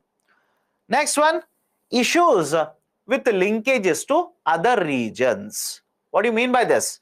You have imported something, it is sitting in the port, you will get the clearance from the customs officials. Now you want to bring it. But this good has to travel, let's say, 500 kilometers. Road network is not good. It has to travel, let's say, 800 kilometers. Sufficient modes of transportation are not available, etc. So that will also cause problems. Some of you will not agree with me when I talk about the last point. Let me give you the flip side to it, other side of the argument here, right? Or another example. Imagine you have manufactured the bottle. Simple, you have manufactured the bottle, you want to export it. But your manufacturing facility is 500 kilometers away from port. Some of you might be thinking, sir, I will send it through aeroplane. If you do that, your cost will be very, very high. Simple, right? You are going to incur losses in the first month itself. Don't say, sir, aeroplane is there, I will send it by aeroplane. Absolutely no. That's the reason why port is important for us. Why is a port important for us? Not just for us, any country for that matter. Talk about India. More than 90% of the volume of the goods that we export or the trade that we do, more than 90% of volume of the trade that we do is done through ports. That's the reason port infrastructure is so important to us. So I'll continue with the same example. You have manufactured the bottle, you want to export it to USA. You'll have to take it to port now. What if the port is 600 kilometers away from your manufacturing facility? Road connectivity is not good. We do not have rail connectivity. Don't you think the cost of transportation automatically will increase? And if the cost of transportation increases, what will happen to your export competitiveness? It will be affected. So the connection, you need to establish connections with other parts of India in order to promote more and more exports from India. Right? So these are some of the issues that are associated with port infrastructure. Now, what reforms have been implemented? The most important reform is Sagarmala initiative. Sagarmala project or Sagarmala initiative. What are we trying to achieve under Sagarmala? Simple. One, whenever we want to promote the development of industries, we want them to set up the industries nearby the port. In the coastal region, let me know if it doesn't make any sense to you. I want to promote industrialization, but now I want to promote industrialization in the region near the ports, right? Why? If the infrastructure connectivity to the inside part of India, inner part of India is not correct or it's not sufficient, why don't we promote industrialization near the port itself? I'll give you one example. Please remember this. China is very well known manufacturing country. Anybody disagrees? A very, very well known manufacturing country in the global market. One reason why they have been able to remain competitive is, if you look at the special economic zones, SEZs, if you look at the special economic zones, you will realize that they have set up the special economic zones very near to Yellow Sea. I repeat, if you look at their special economic zones, where have they established the special economic zones? They have set it up very closer to the region, coastal region, that is Yellow Sea region. Again, don't drag me into geography here. Later, please have a look at it. Right? You will see China map like this. Again, it's not China, I know that. and the sea that is present here is basically yellow sea. And where do you find these special economic zones? You'll find SEZs here, here, here, here. Why? What is the objective there? Special economic zones, are they not for exporting purposes? Think of it. Are they not set up for exporting purposes? Now, what does it make sense to set up SEZ in the inner part of China or central part of China, or promote establishing special economic zones nearby the coastal regions, nearby the port regions, which will help them to simply export it to the international market? So understand the logic here. One of the reasons why they have been able to leverage the model, benefit greatly from the special economic zone model, is because of industrial locations like this. Okay, come back to this. What are the objectives under Sagarmala? One, whatever industries we want to promote now, we want those to be established nearby the port region, near the coastal region. Point number two, in the coastal region, a lot of communities are there, a lot of people are there. For example, fishers. We want to ensure that even those coastal areas will also be developed. Third, we already know that ports connection to the inner part of India, the other regions of India, the connection is weaker. Why not develop road infrastructure? Why not develop railway infrastructure so that port can be connected with the other part of India? Right? So one, reduce the cost of transportation, promote export competitiveness. Some of you ask, sir, how can you promote export competitiveness and also reduce the cost of transportation? Let's say you are using waterways. Think of it. You are using waterways to transport the goods to the port, or you are using railways rather than roadways. Don't you think cost of transportation will come down and your export competitiveness will automatically go up? Right? Third one, locate the future industries nearby to the coast. And the fourth one, right, optimize the time and the cost for export and import. EXIM simply means export and import container movement. Okay, now under this, what are we doing? Four very important pillars. First one, modernization of the ports. Modernize the ports. We are constructing new ports. Whatever machinery we are going to use, whatever technology we are going to use, we will try to bring in good technology, recent technology, efficient technology. So upgrade old port infrastructure, and if you construct a new port, install a good infrastructure. Second one, promote connectivity with other regions. How can you promote connectivity with other regions? Develop waterways, develop railways connectivity, etc. Third one, port-led industrialization. The industries now will be promoted in the coastal regions, such as will promote the idea of setting up SEZs in the coastal part. Right? So coastal SEZs can also be promoted. And finally, coastal community development. Development of the community in the coastal regions. Right? What do you mean by this? For example, we will promote tourism projects in the coastal part.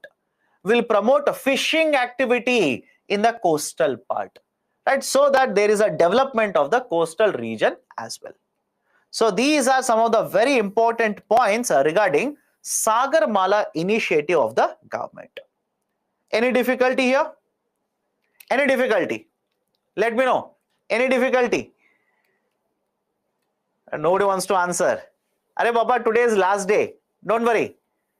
Right? Any difficulty, please do let me know. Today is last day. Don't worry. Sir, so much of economics. For last 1.5 months, we are learning economics only. Last day. We'll finish it. Don't worry. Okay. Last point. After this, we'll take a break. Okay. We'll take a break. Let me finish this. Right? This will cover the port. Then we'll take a break. National waterways. Right? What is the idea of a waterway? Like I've already told you. Right? The rivers are flowing. The canal water is flowing, etc. So government of India has a policy where now we'll be utilizing this flow of the water. We'll be utilizing the flow of water to move goods. We will move cargo. We will move people, etc. In a nutshell, waterway, that is the flow of the water, now will be used as a mode of a transportation. It will be used as a mode of a transportation, and that is referred to as a inland waterway. Okay, that is referred to as inland waterway. For example, rivers are there in India, rivers. And in case of rivers, what you will see? Water is flowing. So water is already flowing. Why not use the flow of water to move the goods, to move the passengers? That idea now is being promoted by the government. It's not that it was not there earlier. Even earlier it was there. But the focus was not put by the government. Government did not basically focus on this mode of a transportation and develop this. So now what government of India now says is, we will identify 111 waterways. Right? Let me check whether I've written it or not. It is there. We will identify, or we have identified 111 waterways, and we will be utilizing these 111 waterways as a mode of a transportation. We are going to develop warehousing along it. We are going to develop transportation facilities along these waterways. We are going to develop these waterways for using this as let's say mode of a tourism project, etc. Right, so this is the objective, and for development and maintenance of waterways, Government of India has set up one authority, Inland Waterways Authority of India. Inland, I'll write it, Inland Waterways Authority of India, IWAI. Inland Waterways Authority of India has been established by the government, and it is this authority which will basically be taking care of maintenance, development of inland waterways. Now, why is the Government of India doing it? All of you know this now. Why is the Government of India promoting inland waterway usage? Simple. One, we have different modes of transportation. We are going to develop this also as one of the modes of transportation. Second, compared to the other modes of transportation, this is much more efficient. That is very, very important for you. This is very, very efficient in terms of, let's say, land acquisition problems. All of you will understand now. In terms of land acquisition problems, because you will not face a land acquisition problem because you are using, let's say, a canal which is already there. You are using a river which is already there, right? So in terms of land acquisition, they will not face issue. In terms of emissions, it is much lower. In terms of cost of transportation, it is much cheaper. And that is the precise reason why Government of India says we already have an inland waterway network of more than 20,000 kilometers. So what we will do is, we will develop this and use this for transportation purposes. Okay, we'll develop this and use this for the transportation purposes. Now, what are the advantages related to this? First one, it is very, very efficient in terms of the, let's say, usage of fuel. How much fuel you will be consuming, it is very efficient. How much emissions will be causing, it will be much lower. Second, it will create a lot of job opportunities. Any problem here? It will create a lot of job opportunities. Sir, how? Let me give a very simple example. Imagine there are two places here, right? 1 and 2. That is city 1 and city 2. A manufacturing company is present in the city 1, and both of the cities are connected by a river. They are connected by a river. Now have a look at this. If this waterway is used for transportation purposes, don't you think along the river we are going to set up warehousing facility? Along the river we are going to develop warehousing facility. Point number 1. Point number 2, now we will have to install certain, or there will be certain companies which will purchase vessels. Vessels means ships. which will be used for transporting goods from city 1 to city 2. Now, warehousing infrastructure is developed. Ships are kept here, ships are purchased and now will be used. Don't you think this is going to promote employment generation? Think of it. Don't you think it will promote employment generation? Sir, only these many jobs? Of course no. What if cruise facilities are developed now? Cruise facilities, that is basically for passengers. For passengers, imagine there are 3 cities, 1, 2 and 3, and all the 3 cities are historically important or are basically heritage cities, or religious places. We will develop these 3 places as a circuit.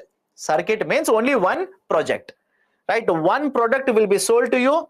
You can get on the boat here or the ship here and you can visit all the 3 places or remaining 2 places and come back.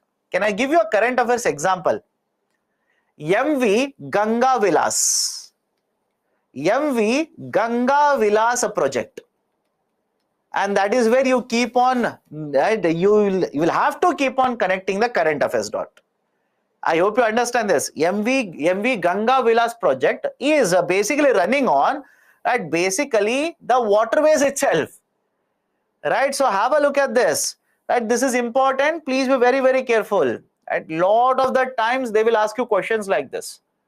Because you would have read somewhere about waterways, you think, okay, waterways is no way connected to civil services prelims exams. If at all it is asked, it will be asked in mains. Not necessary. This MV Ganga Vilas, the lengthiest cruise project, it's one of the lengthiest in the global market. Days together you are there on the cruise. So obviously questions could be asked from this area. So please be very careful. Okay. So job opportunities will be generated. Reduce the cost of transportation. Of course, yes. Land acquisition problem will not be faced here.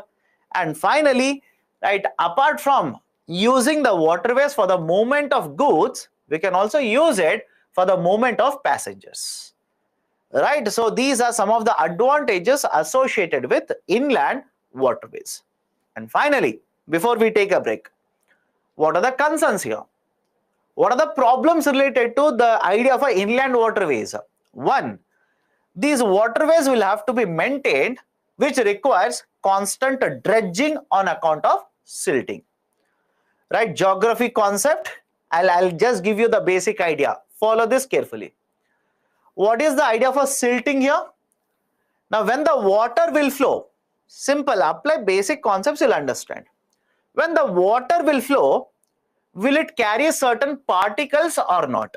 Sand particles, by the way. Is it okay? I'll not teach geography here, but when you will attend geography classes, you will come across a concept of a river. How the river will flow, where sediments will be deposited, etc., etc. Don't worry about it today here. Just basics of it, understand. When the water will flow, sand particles will be carried by water because there is a force. And when the sand particles will be carried, let's say this is the river now, this is the width of the river. The water is flowing in this direction. Imagine the sand particles will be carried and will be deposited in this region. Will be deposited in this region. And one more deposit will happen in this region. Just a simple example. The sand is deposited here, sand is deposited here. Now, don't you think this will cause a problem for movement of containers? This will cause a problem. This is a restriction. This is a hurdle now. So what we need to do? There is a process called as dredging. Dredging means what? You are going to remove all of this silt. Whatever silt is there, silt is nothing but finer particles of soil. Whatever silt has got deposited, you are going to remove all of this particular silt and ensure that there's a clear path. But question is simple here. If you want to conduct dredging, will it not cost you? Will it not lead to expenditure for the project? Answer is yes. So waterways will require constant dredging because there's a silting that is happening here, which is a meaning for maintenance expenses will have to be incurred. Second, the draft is seasonal. What do you mean by the draft here? Flow of the water. Draft here simply means flow of the water. Right? The draft is seasonal. What is the meaning? Understand this carefully here. I know geography for majority of you is not over. But as of now, understand this. All the rivers in India will not have water throughout the year. Is it okay? All the rivers in India, I'll repeat the statement, will not have water throughout the year.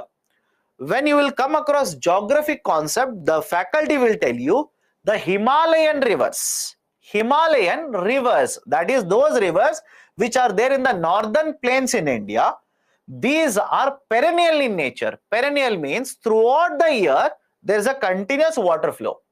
But when you come down to south, there are rivers which will not have water throughout the year.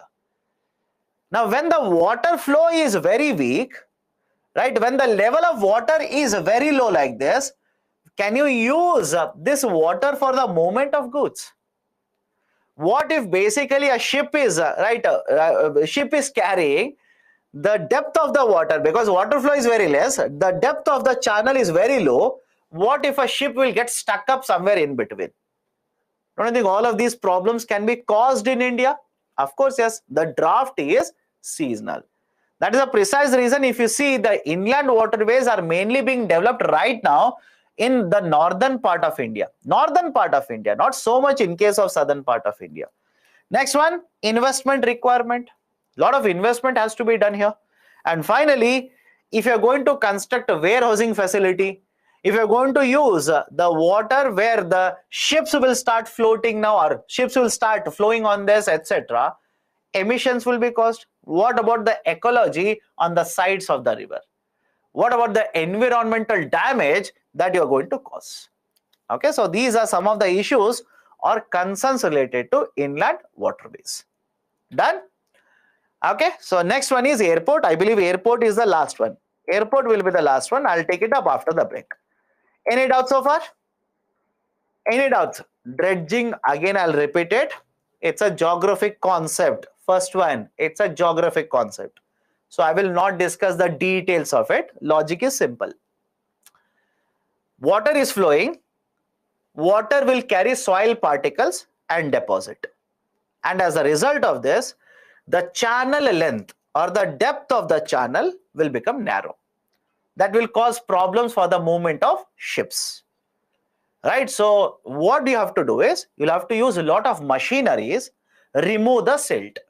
And if you're going to use machinery, you'll have to pay money for it. So expenses will be higher. Okay. How waterways has investment issue? My dear, you need to maintain. I told you, you need to develop warehousing, you need to maintain, you need to purchase vessels, etc. Don't you think that's an investment? You need to invest a lot of money here also. Okay. Done? Can we take a break now? Any difficulty so far? Can we take a break now? Okay, done then. So time is 2:03. I'll start at 2:13. 10 minutes. Take a break. Enjoy. Today last day. So take a 10-minute break. I'll restart at 2:13. We'll restart at 2:13. Then at 3 o'clock, we'll take a much longer break. Okay. So take a break now.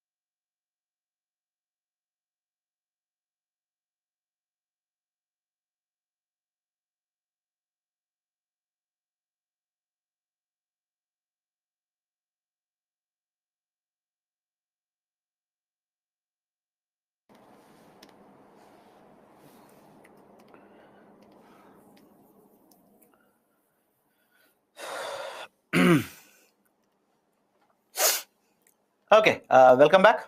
Am I audible? Am I audible? Can we start now? Okay, one more type of infrastructure, airports. Right, one more type of infrastructure, that is airport. Again, in the context of airports, many of you will ask me, sir, how many airports are there, etc., etc. Don't worry. I hope you understand my statement. Don't worry how many airports are there, in which city, how many airports are there. That is not at all needed for UPSC. Right? All you need to simply understand is reforms. Why government of India is implementing reforms? Why? What is the issue? Right? Why problems are there in the airports? That is the civil aviation market. Now let me start with the problems here. The issues in the civil aviation market. First one, airports usually act like a monopoly. Usually act like a monopoly. What do you mean by this? In most of the cities, whichever cities we have airport, there is only one airport. All of you will agree? Most of the cities in India, we don't have airport. That is point number one. And second point is, in whichever city we have airports, we have one airport. Now, what is the problem with having only one airport? The problem with having only one airport is, whatever are the charges imposed by the airport management authority here. For example, in Hyderabad, we have GMR. Right? In Delhi, we have one more authority. In Bangalore, we have one more authority. And when they will provide services to you, they will impose charges. The problem here is, when only one airport is there is no competition to this airport. Simple. There is no competition. And because there is no competition, whatever services they provide, you'll have to pay for it. Whether you like it, you don't like it, whether you feel the charges are very high or very low, doesn't matter. Right? The cities, in case of India, all the cities don't have airport. And in those cities where we have airport, one airports are there, the service provider will charge you. But because there is no competition, you do not have any other alternative. You do not have a comparison for it. Right? That is one problem. Sir, any advantage of having multiple airports? If you look at some of the bigger cities in the global market, for example, New York or London, these kind of cities have 5 airports, 7 airports, 3 airports, etc. And the advantage is, as per the requirement, as per the charges, as per the facilities, now the customer can choose from which airport I want to take a flight. In this airport, this company is providing services. Okay, charges are lower. I will choose to use the airport. So there is no competition for the airports in India. That is what I'm trying to convey here. Point number one. Point number two, air travel is very costlier in India. You should agree with this. There is no debate. Air travel is very, very costly. That's the reason hardly around 3 to 4% of India's population actually uses air travel. Hardly around 3 to 4%. Large number of people in India do not opt for air travel. Reason is, it is very, very costly. For example, you might be living in Delhi. There is an airport. You can use the aeroplane services, that is, let's say Indigo services, to fly from, let's say, Delhi to Hyderabad, Delhi to Bangalore, Delhi to Mumbai, or Delhi to Jaipur, etc. But you will realize that, okay, the cost wise, the cost is very, very high. So most of the population cannot afford for these kinds of services. Most of the population is out of the coverage of this civil aviation market. Third one, you will purchase tickets because you're traveling. You'll purchase a ticket. Most of the cost of the ticket is because of aviation turbine fuel. Remember this. Generally, on 40 to 50% of the ticket price, right? You're paying 5,000 or 6,000, whatever it is. Around 40 to 50% of that price is because of aviation turbine fuel. What is this aviation turbine fuel? Just like we use petrol to run two-wheelers, we use aviation turbine fuel to run aeroplanes. And is it okay if I say, because the cost of the crude is higher, because the cost of the crude oil is higher, we are import dependent. Whenever the prices of the crude oil will go up, automatically the aviation turbine fuel prices will also go up. Simple. Right? ATF prices will go up. That is one problem. And second problem is, even today, GST is not yet announced on ATF. I repeat, GST is not yet announced on the ATF, right? On petrol, diesel, ATF, GST is yet to be announced. And because the GST is yet to be announced, you will see that the center as well as the states, both of them will impose taxes, and that will contribute to higher prices of ATF, higher ticket prices. Right? Is the sequence okay with you? Right? One problem with the ATF is it is one of the outcomes, one of the outputs of crude oil. We are import dependent. So whenever in the international market crude oil prices will go up, ATF prices automatically will start going up. In addition to this, center as well as the states also will impose the taxes on ATF, which will further increase the price of ATF, and the higher price of ATF will add to the higher ticket prices in India. That is one more problem in case of India. And next one is connectivity issues in the lower tier of cities. That is, smaller cities, right? The airports are there, but there are a lot of connectivity issues. For example, in some of the smaller cities, airports are not there. In another cities or in other cities where airports are there, the flights are not going. Companies are not taking their planes to these cities because the customers are very, very less in number, etc. So even in another part of India, where airport is not there, that itself is a problem. Where airport is there, right, the flights, the companies are not operating services because the number of customers are very, very low. Right? So these are some of the issues that are plaguing the civil aviation market in India. What is deregulation? Deregulation simply means government has allowed the market forces to determine the prices. Simple. Is it okay? I'll repeat it. Government of India has allowed the market forces. Government is not fixing the price. Government is allowing the participants in the market to fix the price. Can I connect it to current affairs? LPG. Think of it. LPG. Do you think government is fixing LPG prices? Is it okay? Do you think LPG prices are fixed by the government? No. Companies are there. Companies are fixing the prices. What about petrol? What about petrol? Do you think government is fixing the price of the petrol? How many of you think that government is fixing the price of petrol? Absolutely no. The petrol, diesel, ATF, all of these prices are fixed by the companies which are selling to you. That is basically referred as a deregulation. Deregulation means what? Government control is withdrawn. Market will decide the prices. Okay, so ATF prices was deregulated in 2002, which means the companies which are selling the fuel in the market were allowed to fix the prices based on market situation. And that's the reason I told you earlier, if the crude prices in the market will go up, automatically ATF prices will also start going up because the prices will be determined by the companies. Done? Apart from this, one more issue in the civil aviation market, that is maintenance, repairs and overhaul. MRO. Maintenance, repairs and overhaul. What is the meaning of maintenance, repairs and overhaul? Follow this carefully. We are trying to check, ascertain or find out whether the plane is fit for flying. Is it okay? I'm defining what is MRO. I'll repeat it. We are checking whether the plane is fit for flying. For example, whether the wings are operating correctly or not, whether the tire pressure is correct or not, whether other machine or components within the aeroplane, they are working correctly or not, etc. I'll give an example.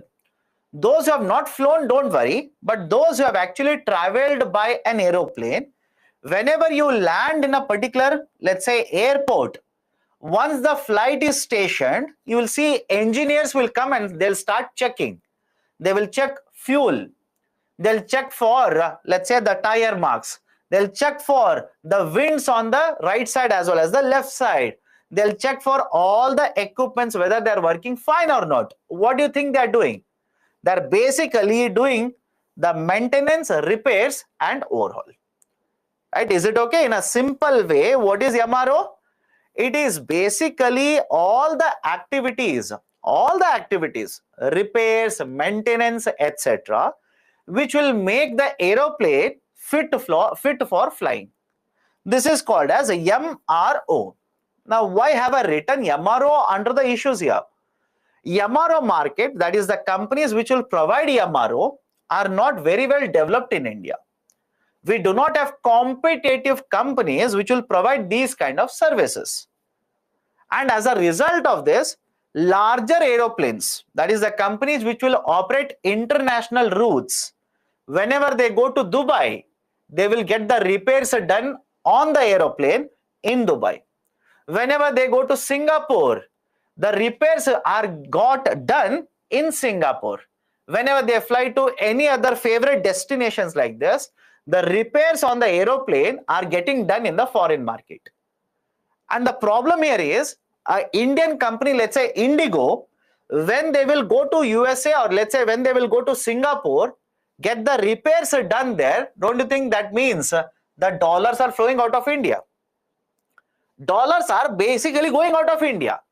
So government of India now says, no, we will not do this. We will promote the companies providing MRO services within India. Right? There are a lot of companies, we will provide them with a lot of incentives and will ensure that India will become an MRO hub. But moreover, understand this, even if you don't agree with it, right? Let me ask you a very simple question. With more and more companies in India purchasing more and more aeroplanes, would you want servicing facility in India or outside India? Simple question. Right? I'm pretty sure all of you have read in the newspaper, Air India has purchased aeroplanes. Right? Other companies are also, right? Akasa has put a huge order for aeroplanes. So when these companies will keep on purchasing aeroplanes, don't you think service facility more and more should be present in India? Services more and more should be provided in India rather than taking the aeroplanes outside India. So that's the reason Government of India says we are going to develop India as a MRO hub. Okay, MRO hub. Right? And have a look at this. Generally, around 1/5 to 1/6 of the total expenses which are incurred by the aeroplane companies is because of this only. Around 1/5 to 1/6 of the expenses which are incurred by the aeroplane companies, civil aviation companies, is because of MRO. So government says we will develop India itself as a hub for MRO. Right? So these are certain important issues. Now, what reforms have been implemented by the government? Let's go one by one. What kind of reforms? One, Government of India has allowed FDI. Foreign direct investment has been allowed. Whenever you talk about greenfield projects, 100% FDI through automatic route is allowed. Now, before I go forward, do you remember greenfield and brownfield? Point number one. Do you remember greenfield and brownfield? And second, do you remember automatic route and approval route? Sir, where did you discuss it? Last week. Under foreign direct investment, we have discussed what is greenfield, what is brownfield, what is automatic route, what is approval route. So have a look at this now. 100% FDI in greenfield projects, automatic route. Whereas in case of brownfield projects, up to 74% FDI is allowed. Right? Why more and more foreign companies are allowed to come into India, invest in the civil aviation market. Second, government is also promoting public-private partnership in the airports. For example, I told you earlier, Hyderabad, there is a private sector company which is operating the airport. Delhi, there is a private sector company which is operating the airport. Bangalore, right, there is one more private sector company which is operating the airport. In fact, Adani group of companies itself has won the bid to operate around 6 to 7 airports in India.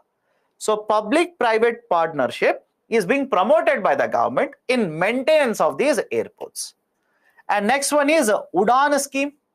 The concept of Udan scheme. What is this UDAN? UDAN stands for Ude Desh Ka Aam Nagrik, right? Ude Desh Ka Aam Nagrik, or else it is also referred to as Regional Connectivity Scheme. Both are one and the same. One is in English, the other one is in Hindi. Don't be confused. RCS, Regional Connectivity Scheme, and the other name is UDAN, Ude Desh Ka Aam Nagrik. Now, Government of India back in 2016 introduced a policy, right? That is Civil Aviation Policy. And under this Civil Aviation Policy of 2016, one of the very important factor they focused was very small number of cities in India have airports. Is it okay? Very small number of cities have airports. Point number 2, there are certain cities where airports are there, but the companies, that is the civil aviation companies, are not using or not providing the services in these airports. Right? So have a look at this. In some cities, airports are not there. In some cities, airports is there, but the companies are not offering the services to these airports. And the reason was very simple.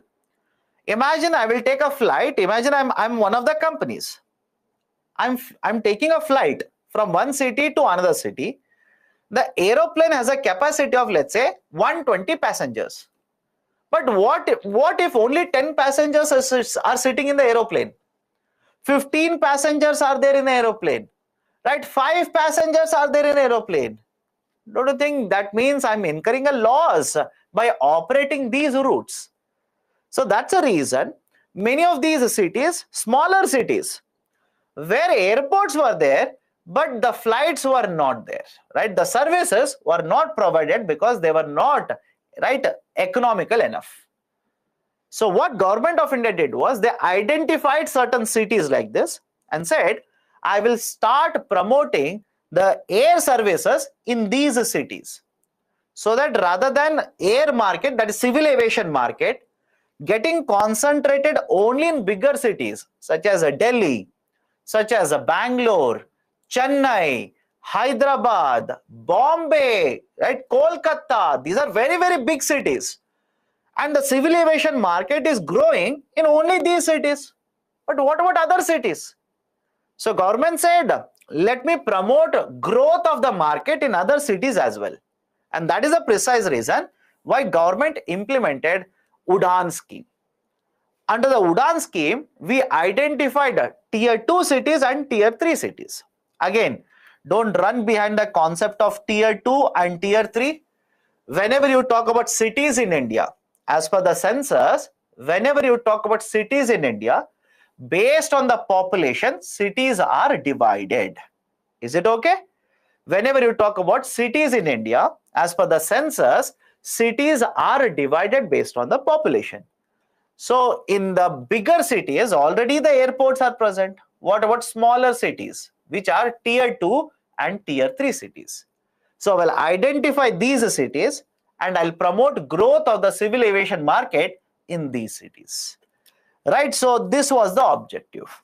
So airlines, those will be covered under the scheme. The airlines, understand this carefully, half of the seats, that is 50% of the seats, they will have to offer it at a discounted prices. Half of the seats in the aeroplane, they will have to offer it at a discounted prices. What about the pricing here? The pricing will be 2,500 rupees if the route, right, if it is going to take 1 hour of flight. If you're going to take 1 hour to fly from one city to another city, then the pricing per ticket should be 2,500. Half of the seats should be sold at this price. The objective is simple. If the price of the tickets is lowered, many more people, apart from the usual customers, many others will also start buying the tickets. They will become the customers of the civil aviation market. More and more population now can be covered under the civil aviation market. But many of you will ask me, sir, if the companies will offer the ticket at subsidized prices, they are not going to earn income. They will suffer because of this. That's a precise reason. Remember this, Government of India launched viability gap funding to provide funds for these companies. Is it okay? Those companies which will start providing or which will provide the facilities under UDAN scheme, obviously they would require a lot of assistance, because now they are giving these right at a subsidized prices. So Government of India launched viability gap funding for these companies. Point number one.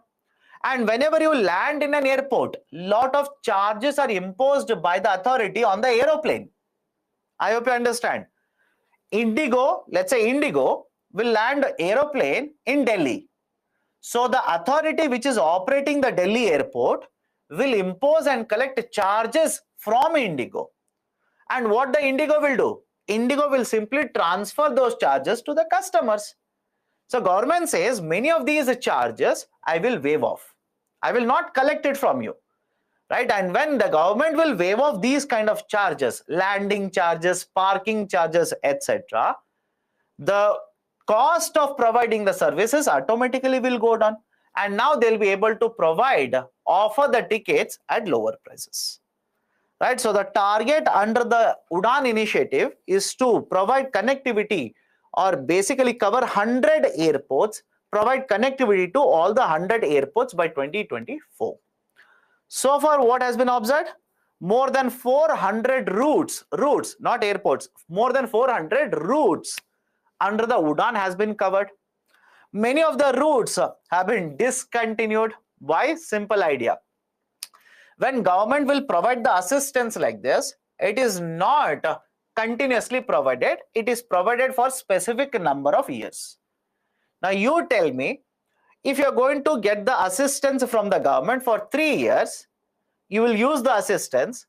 After 3 years, automatically providing these services at a cheaper cost will not work out for you. So what will you do? You will operate for 3 years. After the assistance is over, you will stop the services. And in many of the routes, this is exactly what has happened. Companies have started with the services, but after the VGF time period is over, after the assistance time period is over, they have discontinued the services. In addition to that, one more effect, that is the pandemic. The pandemic hit the Indian economy, right? Hit the civil aviation market. The customers who are very low, especially from these cities, already the customer base was very low. Government imposed a lockdown. Even after withdrawing the lockdown, customers were worried about traveling, right? As a result of this, right, many of these companies which are providing the services incurred losses. And cost of the operations in these routes has increased now. It has increased because, right, one, customer base has gone down. Second, assistance has been withdrawn by the government. Right? So these are some of the very important points to evaluate the performance of regional connectivity scheme. Right? In fact, under UDAN, they have launched UDAN 1.0, UDAN 2.0, UDAN 3.0. They have even launched Krishi UDAN. How many have heard of it? Krishi UDAN. What is the Krishi UDAN? Some of the vegetables or some of the products, agriculture commodities, which are developed in certain regions, it takes a lot of time to transport it. I hope you understand this. It takes a lot of time to transport these agriculture commodities. For example, some of the fruits which are developed or which are grown in northeastern part of India, by the time it reaches to, let's say, mainland India, that is the other parts of India, or let's say southern parts of India, the time taken will be very, very long. Don't you think if the time taken is very long, the quality of the agriculture commodities would be affected? Lot of these vegetables, we would simply lose it. And that's a precise reason Government of India has launched Krishi UDAN, under which they are promoting the transportation of agriculture commodities. Just like Krishi Rail, there's a Krishi UDAN as well. Done? Okay, so these are some of the very important points regarding infrastructure. So that's it from my side. The infrastructure is done. We have covered all the important areas related to infrastructure, right? Why infrastructure is required, what has the Government of India done to promote infrastructure, what are the different types of infrastructure, and individually under all of them, what are the issues, what are the reforms. Can I go to the next one? What kind of question has been asked? In the mains, questions have been asked. Let me cover these concepts, then I'll show you the questions. Can I go to the next one? Any difficulty so far? Sir, how do we remember all of it? Revise. Revision. Simple. Revise. More you revise, more you will remember. Right? I do understand lot of concepts I've discussed even today. Right, sir, in railways you have discussed so many reforms. In roads, so many reforms. In this, so many reforms. How do I remember? Right, you will have to revise more. Right, more you revise, you will remember it for a longer duration. Okay, done? Can I go to the next chapter now?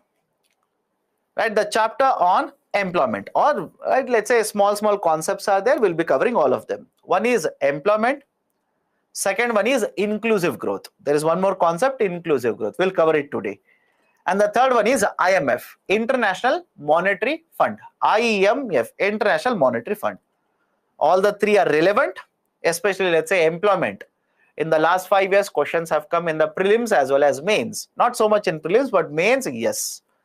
IMF, questions have come in prelims. Right? I'll give a simple example. Last year, there was a question on IMF. Right, third one, the idea of inclusive growth, mains. Inclusive growth questions have come in the mains. So let's go one by one. Let me start with the first one, employment. Now what I'll be covering under this concept of employment. One, we'll try to understand what is the meaning of the term employment first. How do you define what is employed? Second, types of unemployment. Third one, measurement. Fourth one, employment elasticity and jobless growth. And fifth one, labor issues in India. And after covering labor issues, we'll also discuss what reforms, what measures have been taken by the government. Okay, now let me start. Let me start with a basic idea here. What is the idea for employment? Who do we call as employed? Who do we call as unemployed? Now follow this carefully. The population is divided into three groups. Is it okay? Population is divided into three groups. I'll number them for ease of understanding. 1, 2, and 3. Or else you can also say population is divided into two groups. One is a labor force. Second one is a non-workers. I'll number 4 and 5. You can simply say one is a labor force. Second one is a non-workers. That is one classification. But the labor force is again divided into two parts. Part of the labor force which is willing to work, which gets the work and is paid for the work. Follow the points carefully. Labor force which is willing to work, right, which is getting work, and right, which is also paid for the work. So a part of the population which is willing to work, gets the work, as well as is paid for the work. Right? Basically, this is called as employed. This is referred to as employed population. Any difficulty, please do let me know. Right? What is employed population? Part of the population which is willing to work, right, is getting the work as well as gets paid for the work. Second part of the population which is willing to work but doesn't get the work. Right? They want to work but they do not get the work. And do not ask me about salary. If they are willing to work and they don't get the work, of course the third one should be implied. They will not get the salary. That is called as unemployed. This is referred to as unemployed. And the third one is part of the population which is not willing to work. For example, children below the age of 14 years. Children below the age of 14 years. Should you employ children below the age of 14 years? No. Right? No. It is illegal. You should not employ children below the age of 14 years. What about prisoners? What about prisoners? That is incarcerated people. People who are put behind the bars. Don't say, sir, what if they are willing to work? Are they available? Think of it. Are they available? Absolutely no. So these are referred to as, or let's say, pensioners. Population above the age of 60 years generally. So if you look at this, this is generally referred to as non-workers. So one is employed, second one is unemployed, third one is non-workers. And you should understand the distinction here. You should be very clear about it. Why? Whenever you talk about unemployment rate in India, right, or in USA, etc., you generally do not consider non-workers. You're not supposed to count non-workers to find out what is the unemployment rate. Why? These are not willing to work. This population is not willing to work. That's the reason you should exclude them. Right? So this is employed, unemployed, and non-workers. And let me put it in another way. Let me put the same thing in another way. What is the employed population? That part of the population which is offering its services and the economy uses the services. Is it okay? I'll repeat the statement here. Right? What is employed population? That part of the population which is offering its services and the economy utilizes the services. And because the economy is utilizing the services, of course, they will have to pay salary to them. That is employed.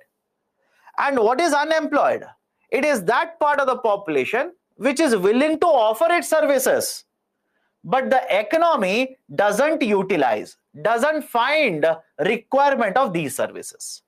That is unemployed. Okay, so employed, unemployed, and finally non-workers. Now, whenever we talk about unemployment, generally traditional, there are 4 types. These are, I'll number them: frictional, structural, seasonal, and cyclical. Okay, let's go one by one. Frictional, structural, seasonal, and cyclical. What's the meaning of each of them? Let's understand. First one is frictional. Let me give a very simple example. Imagine there is a person. This person will quit the job on the 1st of January. Will quit the job on the 1st of January and will join another job on 20th of January. Understand the example, automatically you'll understand the meaning as well. The person is removed, or doesn't matter, is quitting the job on the 1st of January and will join another job on the 20th of January. Now, can I simply say for 20 days here, he was unemployed? Any difficulty? For 20 days here, he was unemployed. This kind of unemployment is referred to as frictional unemployment. This kind of unemployment is referred to as frictional unemployment. What is frictional unemployment? Whenever a person will shift from one job to another job, between the jobs, if the person remains unemployed, that is called as frictional unemployment. Second one, structural unemployment. Right? What is a structural unemployment? Whenever there is advancement in the technology, whenever we are introducing a new technology, and if that technology reduces the demand of the workers, I hope you understand this. I'll give you an example also, have patience. We introduce a new technology, and because of this new technology, the demand for the workers will go down. Some of the people are removed from the job. That unemployment is referred to as structural unemployment. Sir, any example of this? Best example, imagine you introduce robots. Right? Imagine you introduce robots or you introduce artificial intelligence. Now, don't you think around the world many companies are adopting, right, artificial intelligence? I hope you understand this. Many companies are bringing in artificial intelligence. Right? Many companies are using robots as well. Now, imagine there is a company. Okay, imagine a company. The company is involved in the manufacturing of the bottle, and there are 10 people who are working in the company. Now, what the company owner does is, rather than keeping 10 people, they'll simply purchase a robots, or simply they will purchase, let's say, one robot or an artificial intelligence. Now, because they have purchased a machine here, right, out of 10 people, let's say 5 people are removed. Let's say 5 people out of the 10 people are removed. Now, is it okay if I say with introduction of the technology, with the introduction of new technology, advancement in the technology has led to reduction in the employment, has led to reduction in certain skill sets. This is basically referred to as a structural unemployment. Any difficulty, please do let me know. Third one, seasonal unemployment. Seasonal unemployment. Right, sir, what do you mean by seasonal unemployment? Whenever there is a change in the weather, as a result of change in the weather, certain unemployment will be created. For example, the sowing season is over. Understand this carefully. Sowing season is over. Do you think all the people who are earlier having wages, they'll continue to have jobs? Think of it. Sowing season is over. Sowing means what? You're basically planting the seeds. And if you have seen in case of India, we use a lot of human labor. So when the sowing season is over, right, during the sowing season, you had hired, let's say, 5 people to plant the seeds or to plant the sapling. Once the sowing season is over, will you require 5 people? Of course no, you will remove them. And they will again come back when there is a harvesting season. Right, agriculture sector, harvesting season. So when there is a harvesting season, again they'll come back. Again they will work. Again, right, they are removed from the job or there is no opportunity for them. Next, again sowing season will come. Again they'll come for the work. So whenever there's a change in the season, whenever there's a change in the weather like this, certain unemployment will be created. That is called as seasonal unemployment. And finally, cyclical unemployment. Right? Cyclical unemployment. Let me ask you a very simple question. If there is a recession in the economy, tell me, will the unemployment increase or not? Simple question. If there is recession in the economy, or let's say there is a depression in the economy, will the unemployment increase or not? Of course, yes. So whenever the health of the economy, health means what? Is the GDP expanding? Is it contracting? Is it crashing? That is the health of the economy. So whenever the health of the economy changes, health of the economy becomes worse, unemployment can be created. That is basically referred to as cyclical unemployment. Done? These are traditionally the types of unemployment. Please remember it. Can be asked anywhere. Please be very, very careful. Now, how do we measure employment, unemployment, etc.? How do we make a measurement of all of them? Before I go forward, here is a very important point. Earlier, Government of India, I repeat, earlier, Government of India used to conduct a survey once every 5 years. Remember this. Earlier, Government of India used to conduct a survey once every 5 years. That is, once in 5 years, they will conduct a survey. And that survey was referred to as Employment Unemployment Survey. Employment and Unemployment Survey. In short, this was referred to as EUS. Any difficulty, please do let me know. Earlier, Government of India used to conduct a survey once every 5 years. Employment Unemployment Survey. For example, we conducted this survey in 2011 and 12.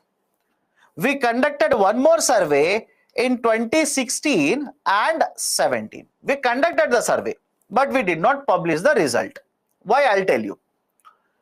The problem with this kind of a survey to find out how many are employed, how many are unemployed, the problem is that this is conducted once every 5 years. For example, imagine, right, 2:53, you are the Prime Minister, okay? And another 7 minutes are there, we'll take a break, don't worry. You are the Prime Minister. Let's say you are in the year 2015. You are in the year 2015. You want to implement a policy to promote employment. You want to introduce a new policy to promote employment. But the problem with this policy making is that The policy that you are making is based on the data for the year 11 and 12. Look at it.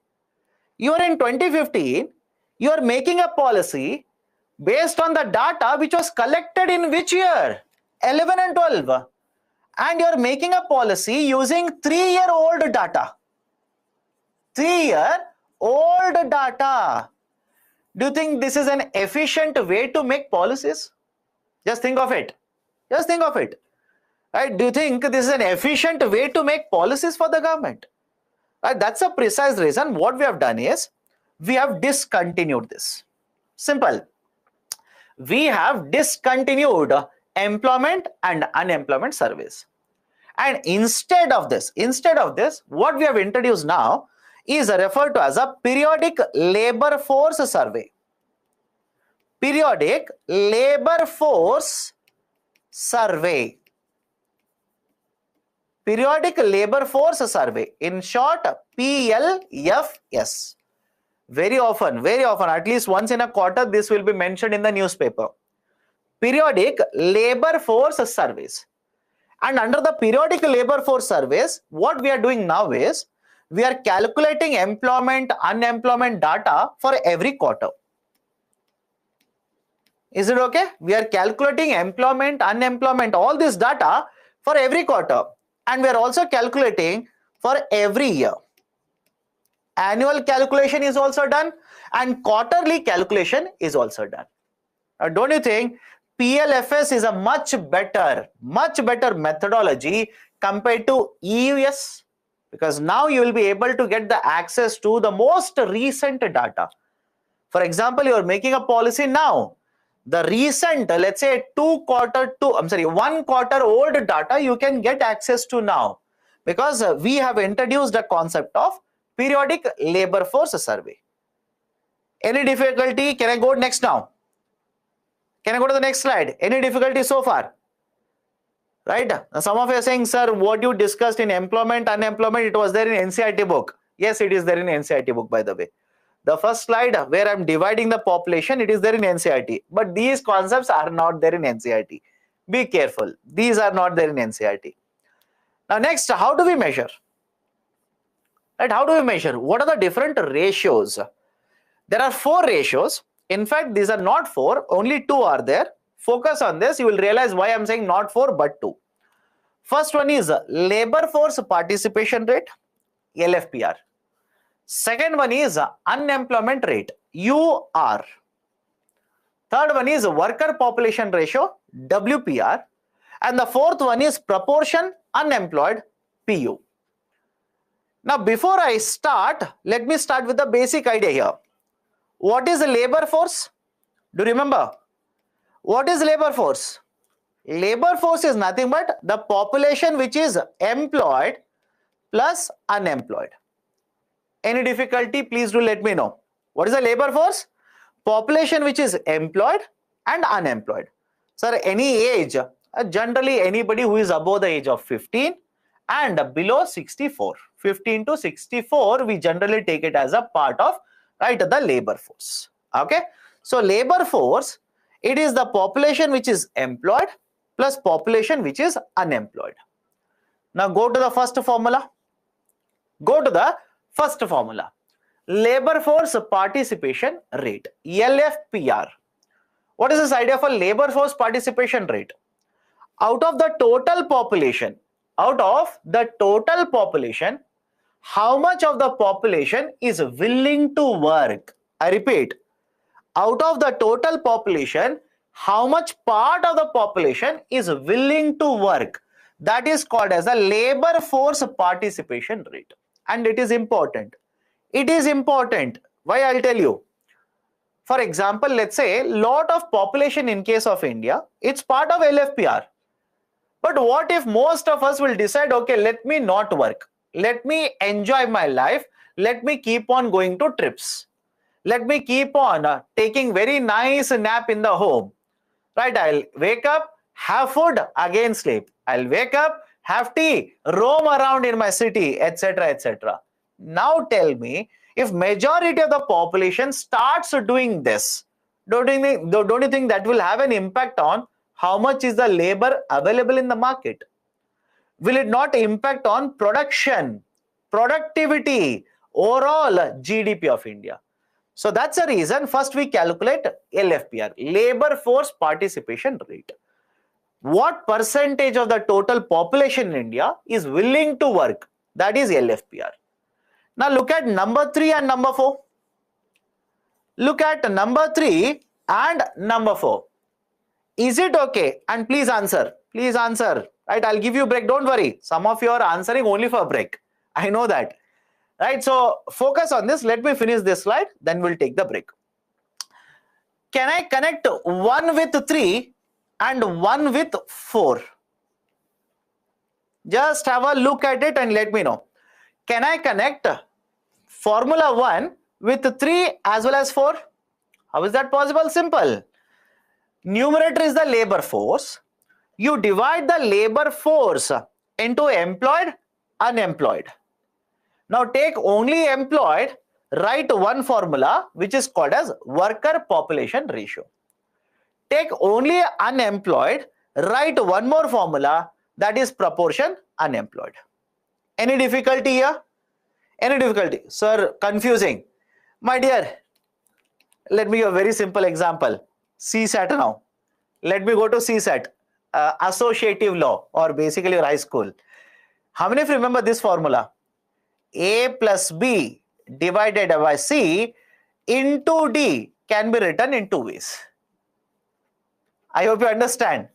Right? A plus B divided by C, right, into D can be written in two ways. That is A into D divided by C plus, right, B into D divided by C. That is exactly what I have done here.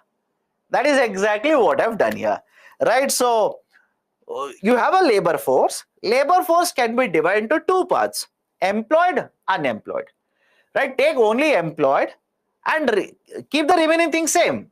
Employed divided by total population into 100. That will give you worker population ratio. Unemployed divided by total population into 100. That will give you proportion unemployed. Right? So that's the reason I said although I've written 4 formulas here, you can simply boil it down to only 2 formulas. One is labor force participation rate, and the second one is the most important one, unemployment rate or unemployment ratio. Very recently there is a concern which has been raised that unemployment rate for India has actually gone up. It has gone beyond 7%. A concern, no doubt it's a concern. But how do they calculate unemployment rate? Simple. They will find out of the total labor force, meaning out of the total population which is willing to work. I repeat, out of the total population which is willing to work, how many people are not getting jobs? Is it okay? I'll repeat it again. What is unemployment rate or unemployment ratio? Simple. Out of the total population which is willing to work, how many people are not getting jobs? That is referred to as the unemployment rate or unemployment ratio. Right? I've written into 100 here. Why into 100? So that whatever is the outcome, you will get in terms of percentages. Whatever is the outcome, you will simply get it in terms of percentages. Done? Right? So these are the 4 formulas, but only 2 you can remember. That is 1 as well as 2. Remaining 3 and 4 are the derivatives of formula 1. Right? So this is how the data that you read in the newspapers or economic survey for that matter, this is how the calculation is done. Out of total population, how many are working? That is worker population ratio. Out of the total labor force, how many are not getting jobs? Unemployment rate. Out of the total population, how many are not getting jobs? Proportion unemployed, etc., etc., etc. Done? So this is how the measurement of labor, right? Or this is how the measurement is provided. Any difficulties so far? Any difficulties? Any questions you people have? Otherwise, we will take a break now. If you do not have any questions, we will take a break now. Can we take a break? Anybody has any kind of question? Please do let me know. If anybody has a question, please do let me know. We will address it, then we'll take a break. New formula for unemployment. What is the formula? I don't know which formula you are talking. I'm saying the latest data says that the unemployment rate is more than 7%. That is basically the data, not the formula. Why 2016 report not published? Like I said, the government of India was already discussing, right? The survey was done, right? Back in 2018 and 19, government was discussing, should we publish this report? Is it not outdated data, etc., etc.? That's a precise reason, right? This has been removed or this has not been published. Only 11 and 12 data you will find it in the website. Housewives will come under which type of unemployment? You tell me. Housewives, are they working? In that case, they'll become part of employed. Are they searching for the jobs? They are part of unemployed. These are housewives, but they are not willing to work. They are simply stay-at-home moms. In that case, these are the basically non-workers. It all depends on in which category you'll put them. How employment rate is calculated, right? How employment rate is calculated? Worker population ratio. Worker population ratio. Right? If you want exactly out of this, right? Sir, no, I don't want total population. I want only the willing workforce. Right? Same formula. Employed population divided by labor force. Can we consider retired people as non-workers? Generally, we will classify them under non-workers only. Right? Pensioners, retired population, pensioners, will put it under non-workers only. Okay, done then. Let's take a break. We'll restart at 3:45 or let's say 3:08. 3:50. We'll restart at 3:50. Done? We'll restart at 3:50. Okay.